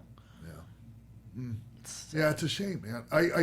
I think that they were hoping that the Asuka Ruby Riott match was going to be the one that was like the buffer in between that Pete Dunne match, and then the Bobby Roode Tommy match was going to bring him back, and it just didn't stop. I think that they knew that this was going to be the cool down match. You do? Okay. Because that, like I said, this is the match that people were least excited about, that had the least suspense, that had the least drama involved, and you can't open the show with the NXT title. But they knew that after the Dunne bait match, after the three-way women's match, and after the ladder match, there's no more crowd left for the title match. Especially a title match that everyone knows the outcome. The title, I don't think the match should have gone that long, too. It went too long. Yeah. Well, you were saying, like, there was no intensity. I think that they just went out and had an NXT Championship match. Yes. They didn't have a match that was Bobby Roode versus Hideo Itami. Yep. And that's what they should have had. Itami should have come out just wild, crazy, hitting him as hard as he could. Roode doing everything he can to be chicken shit heel. Yeah. But they didn't. They just had a championship match. Like I was saying when I said paint by numbers, it seemed very template to me. It didn't seem like anything strayed too far from the actual template. So, and I'm not trying to be like, I think we all felt like that. We It's just like, That's just how it came off. Well, that's like how TK was saying all her energy was drained by the time that main event came on. That's how I felt at Backlash. I think like all the fans had been so like, oh my God, by the NXT show that the entire open of Backlash up until AJ versus Owens, no one really cared, it seemed. Yeah. So let's talk about the main event. Yeah. Yeah. I was so looking forward to it, and it was great. I loved it. Gargano and Ciampa start to finish, have one of the greatest stories in WWE in years. Right on, yeah. I mean, like, I wasn't following it that close, and I couldn't understand. I mean, I knew they're a hell of a team, and I on their own separately, but not following it. I just didn't. I wasn't getting it. Like, I was like, man, what's the big deal? And then I sat and watched. Yeah. Wow. Yeah. These guys, they're running on all cylinders, Bill. Yep. Them and the Revival and the Authors have really just taken tag team wrestling to, like, the Revival has fully realized what tag team wrestling should be, and they have given that to the Authors, and they've given that to DIY. And it's just so exciting to watch. And the Authors, I wasn't getting that either at first. Like, I just thought they were just too big. I thought they were twins. Right. Yeah. There's two big twins that were like, okay, they're big, so we're just going to stick, and they look like each other, so we're going to stick them together and put them in these black outfits and stick them with Paul Ellering, and that's going to, they're going to be like the Monday Road Warriors or whatever. I'm a believer now. Yeah, they're great. Yeah, they really, really improved a lot. Yeah. One of my favorite things about the Authors of Pain in this match is early on, it seemed like they were kind of afraid of heights with the ladder, like of their size on That's the okay ladders. Too. Yeah, no, that totally bought it for me because they were taking like kind of baby steps while the other one was like, no, I got it, I'm holding the ladder, you won't fall, dude. Yeah. I like that a lot about it. Because like there's a lot of things that they can't, like, okay, they're big invincible monsters, but then there's always like the elephant with the mouse or something like that. And that's, to me, like, okay, or somebody being afraid of the snake, Andre with the snake, or things like that, or Kamala with the coffin.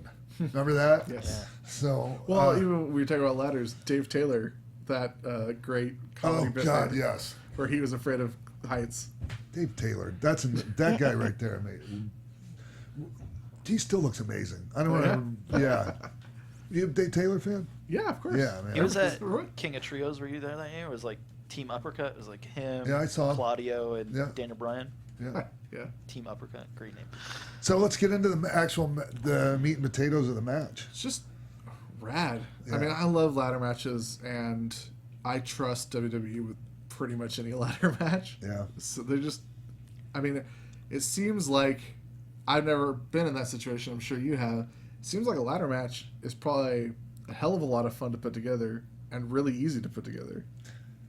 Sort of. Yeah. Well, it's just that not sometimes... easy in the sense because you want to try and top what has been done in the past. You want to try and innovate. Yeah. But you know that you're going to get there, you know? Yeah. And trying to figure out how to use the ladders and all of that. And, because a lot of times there'll be things that, a lot of the ladder spots are used again and, and then to try and come up with something that fools the people or that catches them off guard using the ladder. That's why in this match when he hit the German suplex to the ladder in the corner, I don't think I'd ever seen that before, and it blew me away. And it looked really reckless, but it so crazy. It did, but it looked safe. And also the ladder just splitting in half. One of them didn't break. Yeah.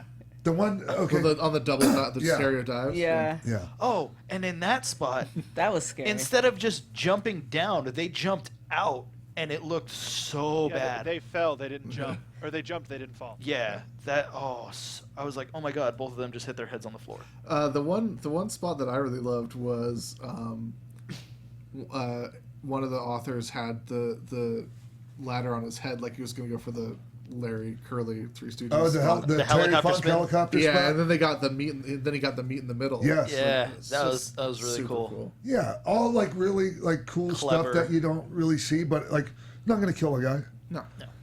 And it fit to like their characters and their moveset. That's what I think.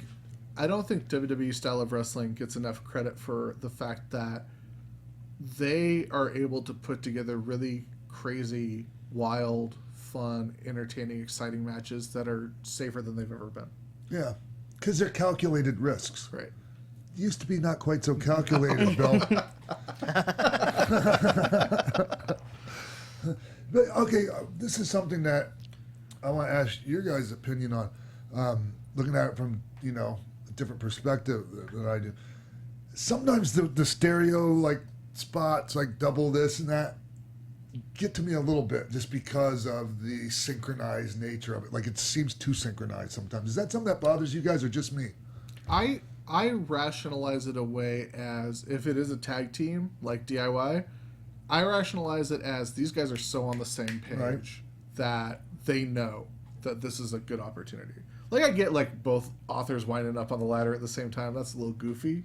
Yeah. But it's wrestling. I think for me it's when they're just like a hair off that screws it all up for me.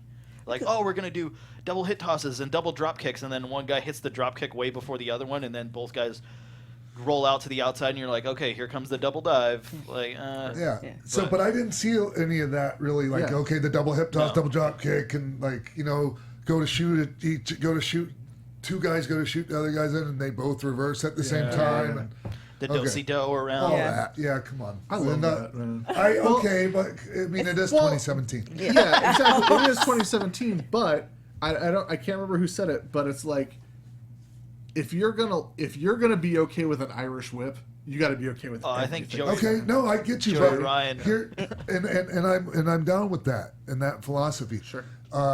It's just that these spots have become too routine looking. Right. And they are because they are routine. So you're just hitting all the marks. Yes. Yeah. And now if we could just do these things without making them look routine. That's true. And it's doable. Yeah. There's a difference between suspending your disbelief for wrestling physics and having something just look like a routine. Right. Just choreographed. Yeah. And don't you see that a lot? Sure. I mean, and everything like that is something that's like a tackle drop down, leapfrog, whatever spot. The international? Yeah, the international. Thank you. You don't hear, people call it that, Big but nerd. that's what it's called. Yeah, so I'm just all about like switching things up a little bit just to keep it from being routine. Yeah. And it just only it can only be just a little tweak here and there. Yeah. Well, like what Ricochet and what Samurai Del Sol used to do, and is they would, and Leo Rush now is doing it. These flyers. This is one of the things I love about the guys who are really over the top and crazy about doing like flips and dives and flying and stuff. Is they take stuff like the International, and they say, okay, but what if when we go this way, I walk on my hands, and then you go that way, you do a double backflip. Like, they're just trying to turn everything just a little bit. Yeah. Tweak it and make it their own. Yeah. So, or just make it different. Yeah. So let's talk about the finish. Holy shit. That was the story of the night, man. Maybe the story of the weekend is... No, but the actual, before we get to the aftermath, the actual them finish. both hanging on the... For me, I was like, come on, you just pull the belt down. Right. You know? Come on. I thought they did it as well as they could. Like, if that's the finish, I thought they did it as well as they could, that they each like get a hand on the thing, go to pull the belt down, and then they get the ladder taken away from them, so they have to hang on. Yeah. That's why I'm surprised that the others didn't go for Super Collider. Didn't they? I mean, at that moment, like up until that point, they didn't go for the Super Oh, Collider, right, and then it's like, oh, that's exactly what's about to happen. Yeah. You should call him and tell him that, Mark. You know what? I will, Sean. No, I thought great finish, and then the post-match story. Yeah, let's get into See, like, that. that's the thing. Look, when it ended, I was like, man, I really wanted them to win. This sucks. I was pissed. And then DIY is getting all the praise, and they hug at the entrance ramp, and he's like, this is all your fault. Or he's like, this is, like, you did this. Mm-hmm. And he throws him into the back of the stage or whatever you would. board, yeah. Oh, and I just instantly, like, Shawn Michaels, Marty Jannetty. Yeah. Oh, this is going to be good. It was great. And it kept getting better and better. Yeah. Yeah, and a lot of people saw this coming. There was something that I know that because I read Twitter, and people saw it coming, and that's okay. Excuse me. It's like, okay, when Paul Orndorff turned on Hulk Hogan, you saw that coming a mile away. Yeah. I mean, a month away, easy, right? So like did you guys see this coming? The only inkling I had was someone teasing that one of them was getting their own entrance music. Yeah. So I was like, oh, Johnny Gargano's getting new entrance music. That's weird. Yeah. But I never in my head was like, they're going to split them up. Yeah, that happened, and then I was like, I don't want to believe that rumor at all. Like, Really? Yeah. Because that was the impression I got, that people were kind of expecting it to happen. Do you like that stuff now, like in the era that we're in, like in social media, where you get those little teases and those tidbits, and you're kind of expecting it, or do you prefer not to know? I like to be surprised. I like it both. I like a little bit of both. Yeah. Certain things, like what I'm talking about, like, okay, going back in time to the Hogan and Paul Orndorff turn, and they did the same thing with Savage. They used the same exact recipe. Yeah.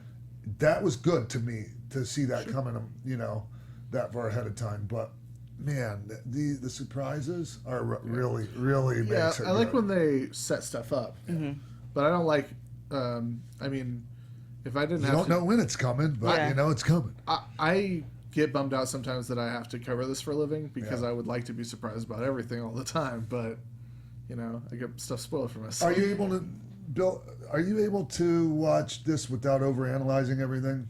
Well, I went to film school, so I'm not able to watch anything without overanalyzing it. Yeah, it's being in this industry as it hasn't ruined my movie and TV watching experience, but it's different. Well, that's what I love about getting to watch NXT with Hobo every week, and when I got to watch NXT with you that one week, I love being able to hear it from the artist's perspective. That's very special to me, because all I've ever known is watching it from a fan's perspective, and then a cynical fan's perspective, or a smark's perspective, or whatever you want to say.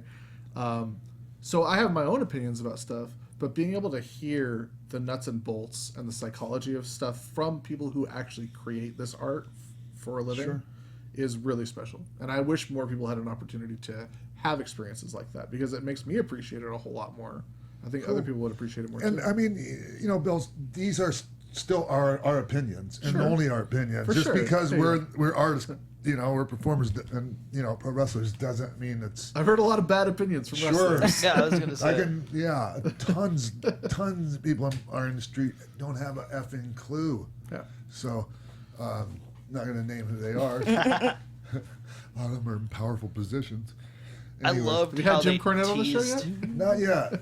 I don't know. Come on. I love how they teased breaking the announcing table. Yeah. And then he went off jumped the back. Yeah.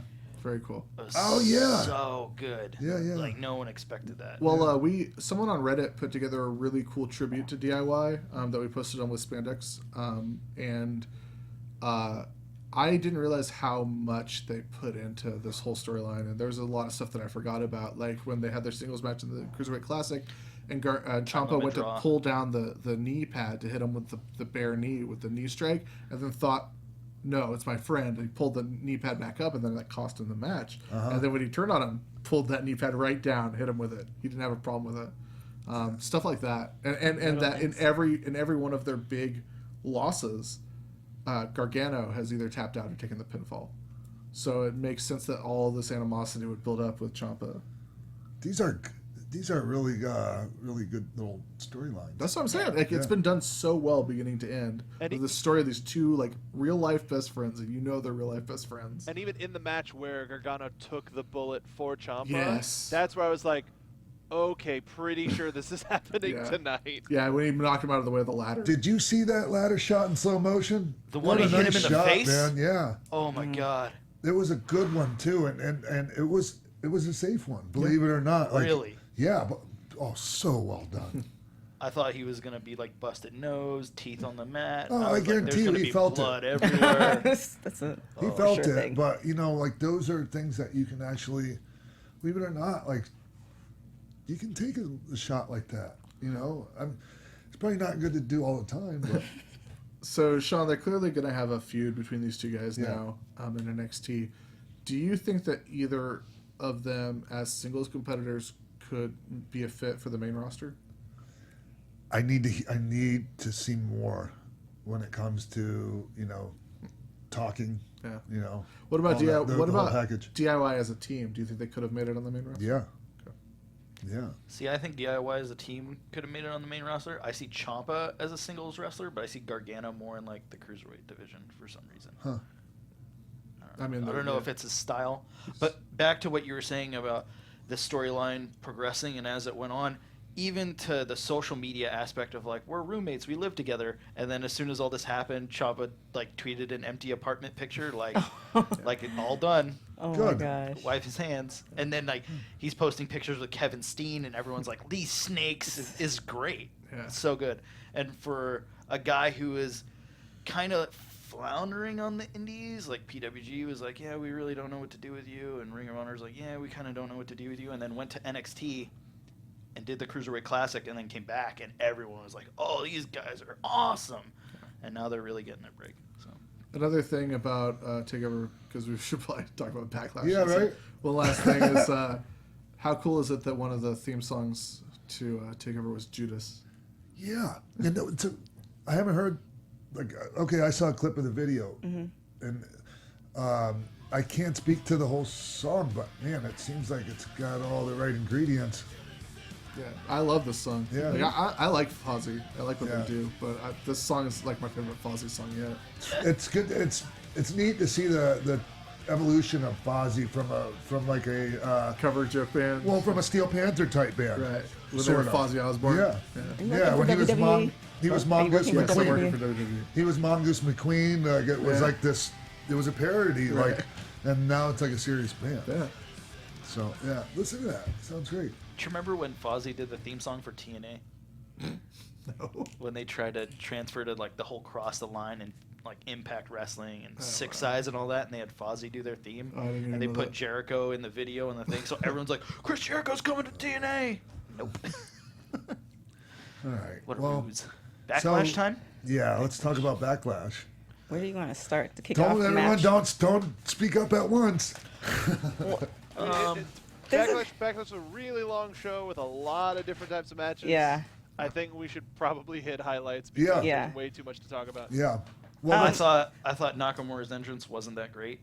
I think he's had better entrances at tons of other shows. So That's why only not for special stuff? I want him every day. Yeah, I get that, but I thought this was special. Yeah, this was his I would like to pay-per-view see that. debut. Yeah. Why not have an amazing entrance like you've had prior times? And that match wasn't as good as I thought it would be.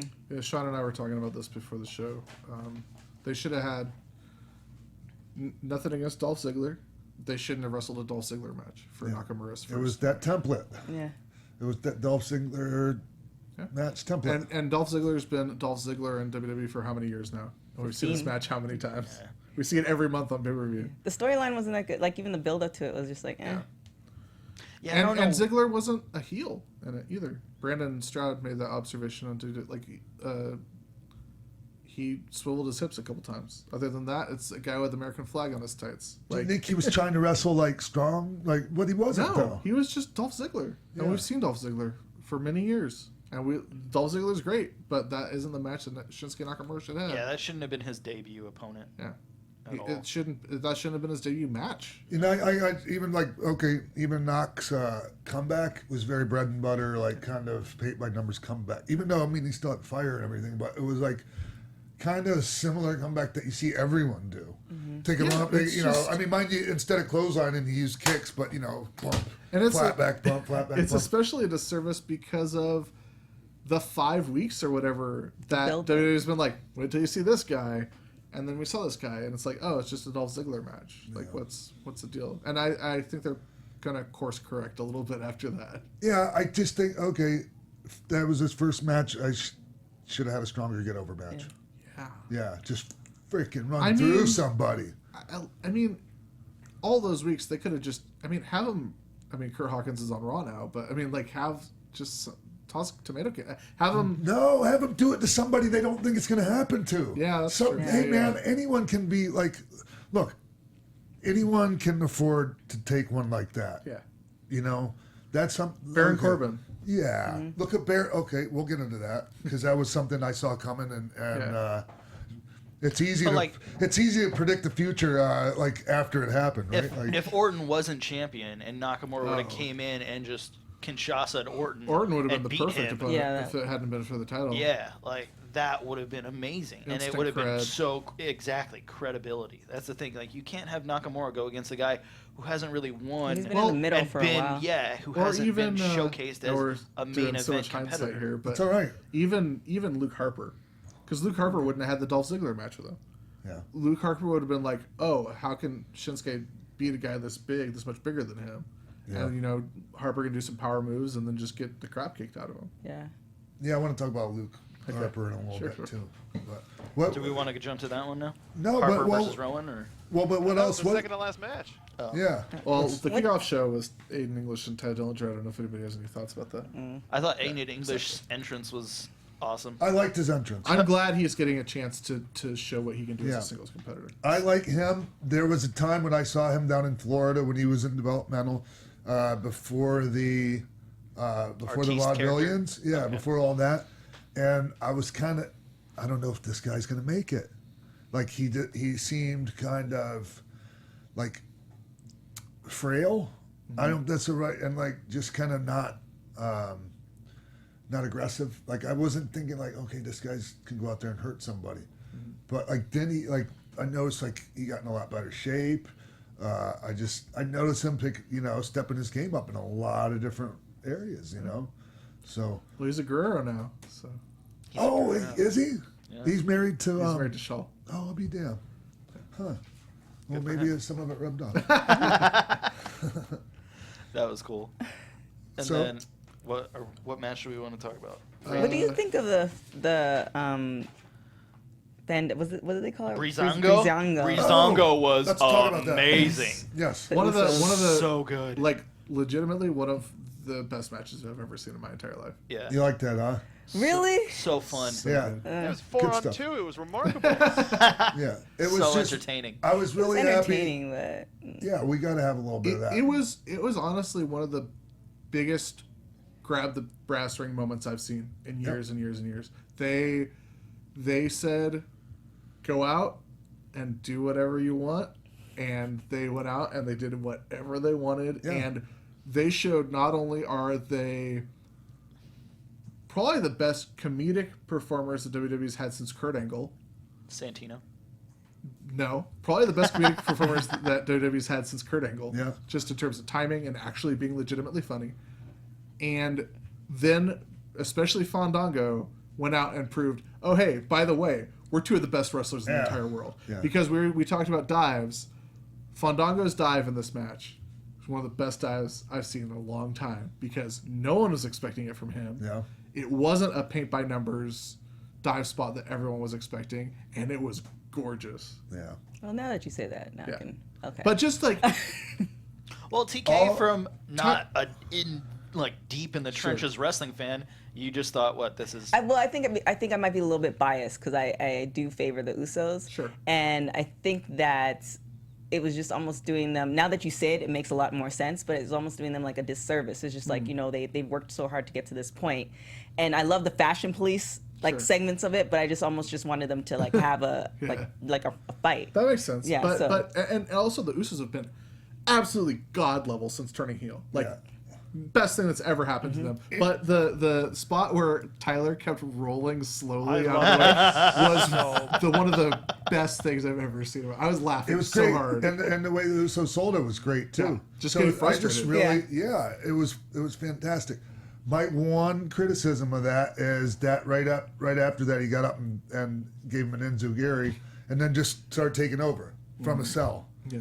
That's my one little nitpick there. That guy's got to keep, got to be mindful of. You can't just go sell. Okay, I'm going to hit you with a move and now I'm on top. Can't do that, guys. Come on. We got to think about things like that. So, and I'm sure somebody else might have already said something. I hope somebody else said something when they get back. But you don't want to take away from the fact that the overall piece of business was excellent. It felt like a playing possum situation to me. He was faking it to do the slow roll. That was my takeaway. But I get your argument too. But it's just, to me, it's just like the car's going down the road and all of a sudden, boom, slam it in reverse. Right. I don't know if that's it doesn't have. It's not an analogy's not right or wrong. It can just be one can be better than the other. Right. We know what you said. But I just loved it. I thought Usos are doing their best work of their entire careers. Breezango took their one tiny moment that they've gotten for years, and they made the absolute most of it. They got everybody in that arena. They turned them all into Breezango fans that night. Yeah. Well, even non-wrestling, not super fans of wrestling, that fashion police thing was great. A lot of people were actually passing that around who are not, they don't watch wrestling every week because it's just hilarious. Just to see that. I think that goes back to something Dafari said was when you're a character instead of just a wrestler, you get way more TV time. Sure. And they're really embracing the fact that they wanted to be top wrestlers, but they don't really have a spot for that, so we're going to give you comedy, and we're just going to knock it out of the park. Yeah, the Fashion Police stuff started as an online exclusive thing where they were just handing out tickets to people, and look at where it's gotten them. Yeah. Hilarious. One day H. Yeah. Day one is H. Hey, so H. I was watching the pregame show, and I was at the pregame show. It might have just showed this right before their match, but Sami Zayn and Baron Corbin, and the interview segment was Sami, and he was talking to. I can't remember the lady's name that was interviewing. That was on SmackDown the week before. Oh, was it? Okay. Yeah. Charlie? I'm not sure, but I know he took exception to always being, thought of as the underdog, and that, it's going to be another case where everyone thinks I'm the underdog. Did anybody see this coming? Him winning? Was anybody surprised? No. I knew he'd eventually get his comeuppance against Baron, but I would just wonder what they're going to do with him now. I have an idea, but I think we'll get to that. Oh. I'll actually tell you what I suggested, and I got kind of laughed at. I'm not afraid to say. I'm like, you guys should think about turning Sami Zayn heel. I'm not going to tell you who kind of shit on that idea. But it wouldn't be the first time they shit on one of my ideas and ended up doing it and it worked. So. I disagree with that only because Sami Zayn's the only true main roster babyface they've had since the Attitude Era. Well, then they needed to do what they just did then. That was why I was like, well, turn him heel. If you're just going to keep beating him every freaking week, there you go. that's just, you lose faith in a guy. Yeah. But he got the win now. Yeah. And then he got the win the next night. for Tuesday night. Yeah, and he still might turn heel. Yeah. I actually almost want to see that, too, because he's been such a babyface, like just such a nice guy, and, you know, the friendships and all this other stuff. I kind of want to see what he'd... I kind of want Sami Zayn to have Ricky Steamboat's career. Really? Oh, Where he's come like the on. lifelong babyface? Yep. Okay. Well, you're There's entitled. I shouldn't have just. There's just nothing. There's nothing about Sami Zayn that would make me want to boo him. Even though he's a ginger? Yeah. Oh, come on. And Canadian. And Canadian. All A right. Canadian Syrian Muslim. It makes a lot of sense though, because he's never worked as a heel. Nope. So keep him that way. But then again, you have like the Hulk Hogan situation. I would where it's just. like, I you think, turn him, what happens? Yeah, I just would. I can imagine like it would open up new opportunities for him. But this is just opinions. Not when one of us is right or wrong on that. Well, what I think is going to happen with him, let's just go ahead and jump into it. Yeah. What I think is going to happen to him is he's going to win Money in the Bank. And I also think, not necessarily that it would come out of Money in the Bank, but I think that, man, wouldn't it be great to have a Jinder Mahal versus Sami Zayn championship feud? Nice. Because you appeal to, I mean, you're getting the appeal to India. Now you could get the appeal to the rest of the Middle East with a Syrian guy who's Muslim, who's a good guy. Yeah. Not just a good guy in India or in Syria, but everywhere. Mm-hmm. Sure. Going against the guy who's only a good guy in India and a heel everywhere else. I really like that. Yeah, I do too. I'm not the guy who came up with it, but I think it's a great idea. Who came up with it? The internet. Oh, okay. Oh, the internet. So, all right. Then Jinder there was Mahal. the Naomi, Becky, Charlotte, Well, Natalya, Tamina. Well, you said you wanted to talk about Luke Harper versus Eric Rowan. That's right. Yeah, let's talk about that. Yeah. It was a tough spot, obviously, and they went out and worked their asses off. Everything looked routine. Mm-hmm. And it looked like a match could have been a couple, 220-pound guy, like with the whole shoot reverse into the corner, bandera. You know what a bandera is? Like where the guy backdrops him and he lands on the apron. And come on, man, do we really need to do that kind of stuff? There's other things we can do in there. Like it was so, everything looks, and I know it's tougher when the crowd isn't into it. Yeah. But it's just, when you're just going out there and going boom, boom, boom, boom, well, it just, I didn't like it. And I like both of those guys. Sure. Especially Harper. Right. So from a backstage perspective, if you're in that spot, I know that, that's an opportunity to steal the show. Are there ever constraints put on you if you're in that spot? Like, don't do anything too crazy. Don't burn the crowd out even more. Like, do they want you to just go out and be routine? Because I know there's agents that put the match together and they know the spot in the card. So they must have directives or at least an idea of, this is the cool-down match. It's supposed to be the cool-down match. You're going to cool them down. Yeah. Like, yeah. it could have been by design, but still. But does that happen or not? Yes, but I look, not every agent that is in charge of putting a match together really is qualified to put a match together. I'm just going to go out and just say that right now. And if they put that one together, they didn't do a very good job. Okay. I thought the finish to this was just awful. It was mistimed. Yeah, and it didn't even look like he's hit some clotheslines that you're like, oh man, Well, he took their head off. Wasn't it the was discus? Yeah, but it was mistimed. It turned into just like a... It looked like a weird shoulder tackle. Cross chop or something. Yeah, it didn't. It felt like this is the moment where you go to the fridge and if you Yes. hear the crowd screaming, it's like, okay, you'd run back to see if you missed anything, but if you don't, then you're kind of good to... Hit that 10-second button. to fix everything else. Yeah, it wasn't very... But I wouldn't judge either one of these guys by that match. I guess I'm trying not to hold it against them. Sure. No, Yeah. I mean, that's not the match to judge them by. Right. You have anything about the U.S. title match? Oh man, Owens and Styles. Yeah. I think this is the first match I heard the crowd come alive. I love the fact that he's like the face of America and he's Canadian. It just makes me chuckle every time. It's perfect. I don't know if he came up with it or somebody else, but it's definitely a... And I like how he makes people say the United States of America Championship. It's like, no, say the whole thing. I like when you say the whole thing. Even little things like he won't walk on his face. When he comes out and his face is on the entranceway, he won't walk on his face. Just little things that and he then does. a little smirk that he does. I think this is the new storyline for a couple of months now, but I love it compared to like last year. Like where he was just the mean guy all the time. It's like he's mean, but he has that like sarcasm to him now where it's just like, I can roll with you. This is a good one.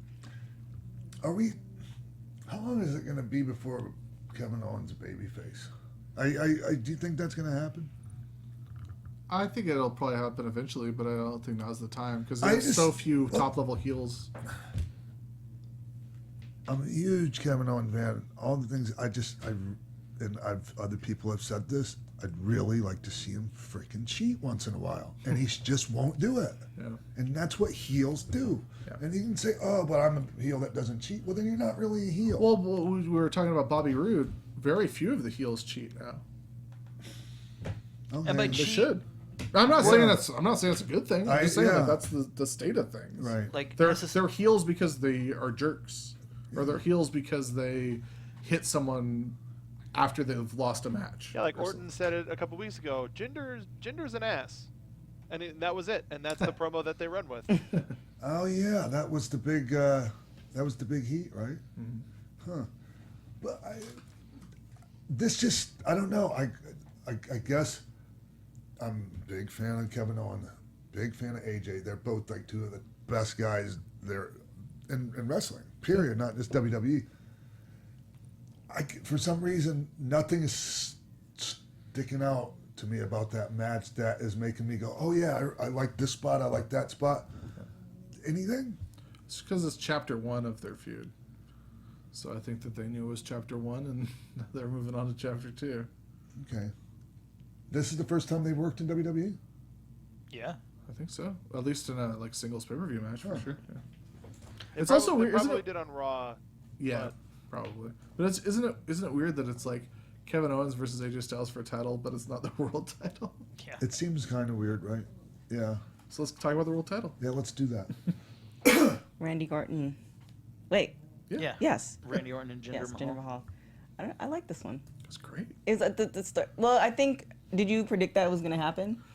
I honestly had no idea. I know Sean said he knew, but I knew when I heard the commentators start in.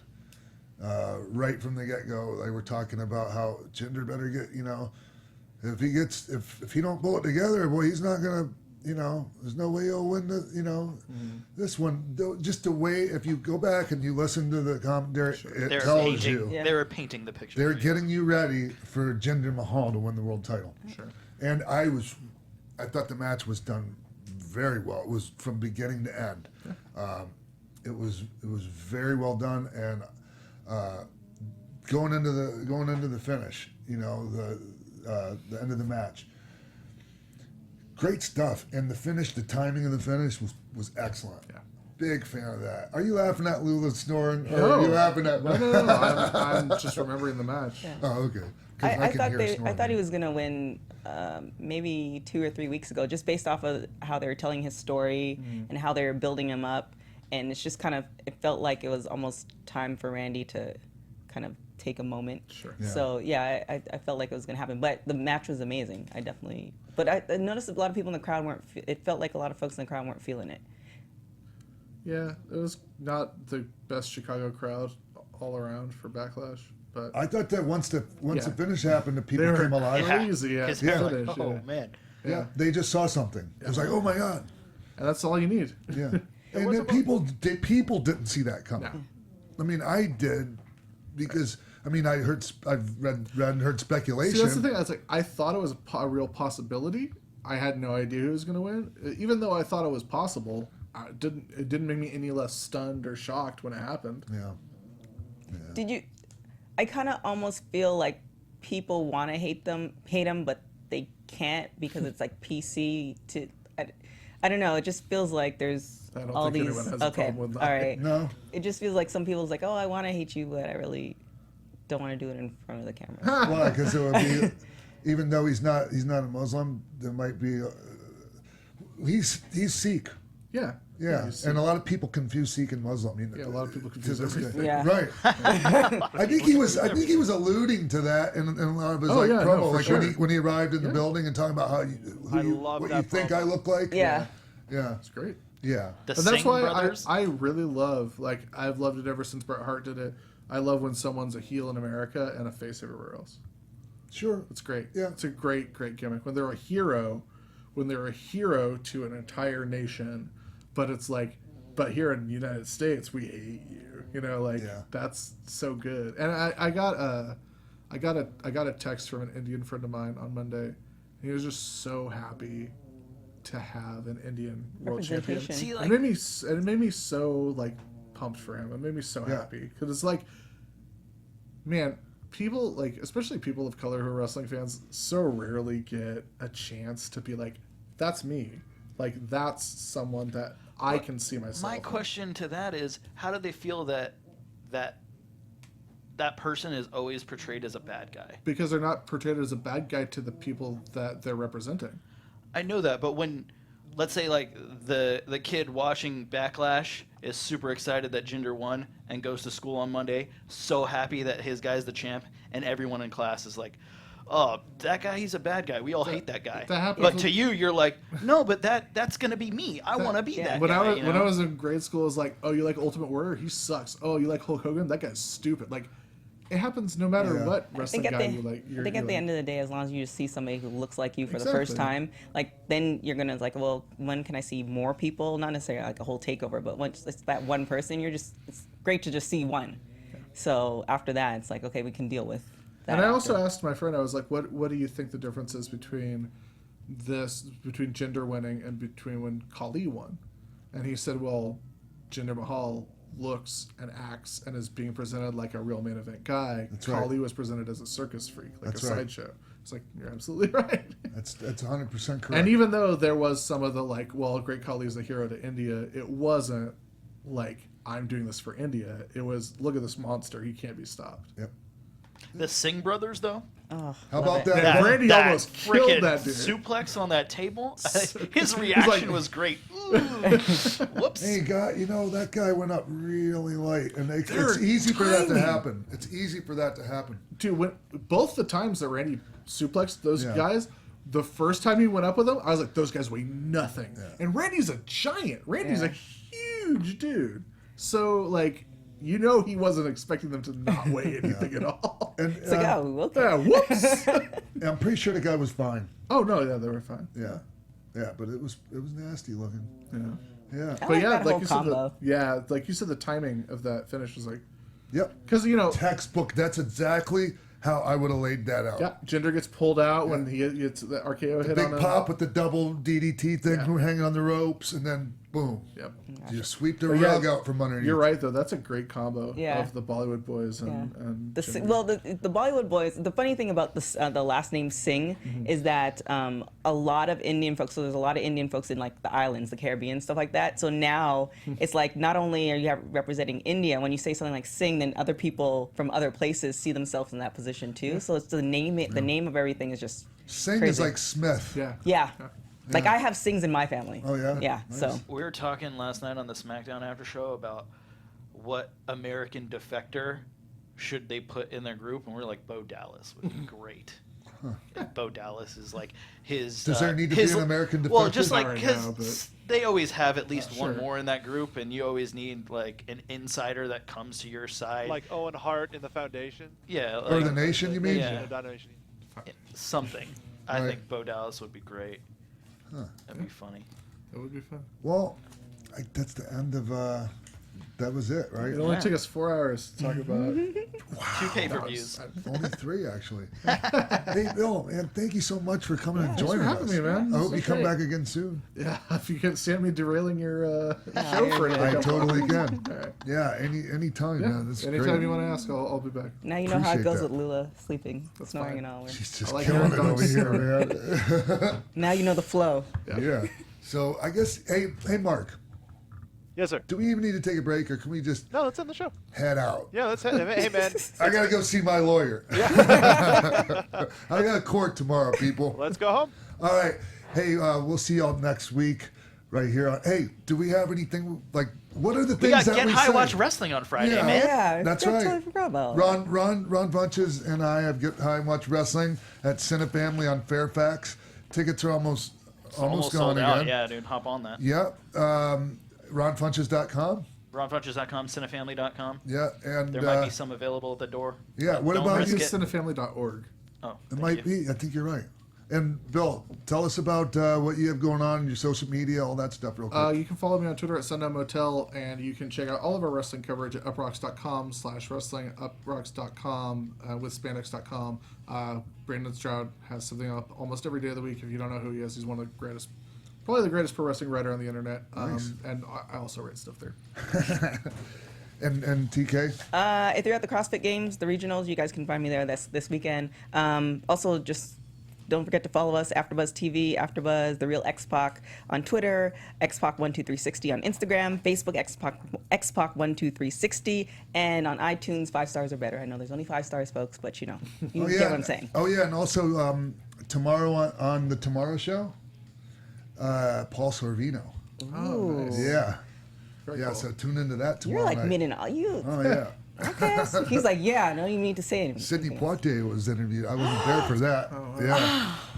Jealous. All right, you guys. So many levels. We'll see y'all next week right here on XPac 12360. From executive producers Maria Menounos, Keven Undergaro, Phil Svitek, Sean Waltman, producers Jimbo Frank and TK Trinidad, managing producer of AfterBuzz TV Wrestling Mark Donica, and the entire XPac 12360 staff, we would like to thank you for tuning in. Like us on Facebook, rate and comment on iTunes and YouTube. Follow XPac on Twitter at TheRealXPac and email us at xpac12360show@gmail.com. This has been a presentation of the AfterBuzz TV Network. Buzz you later.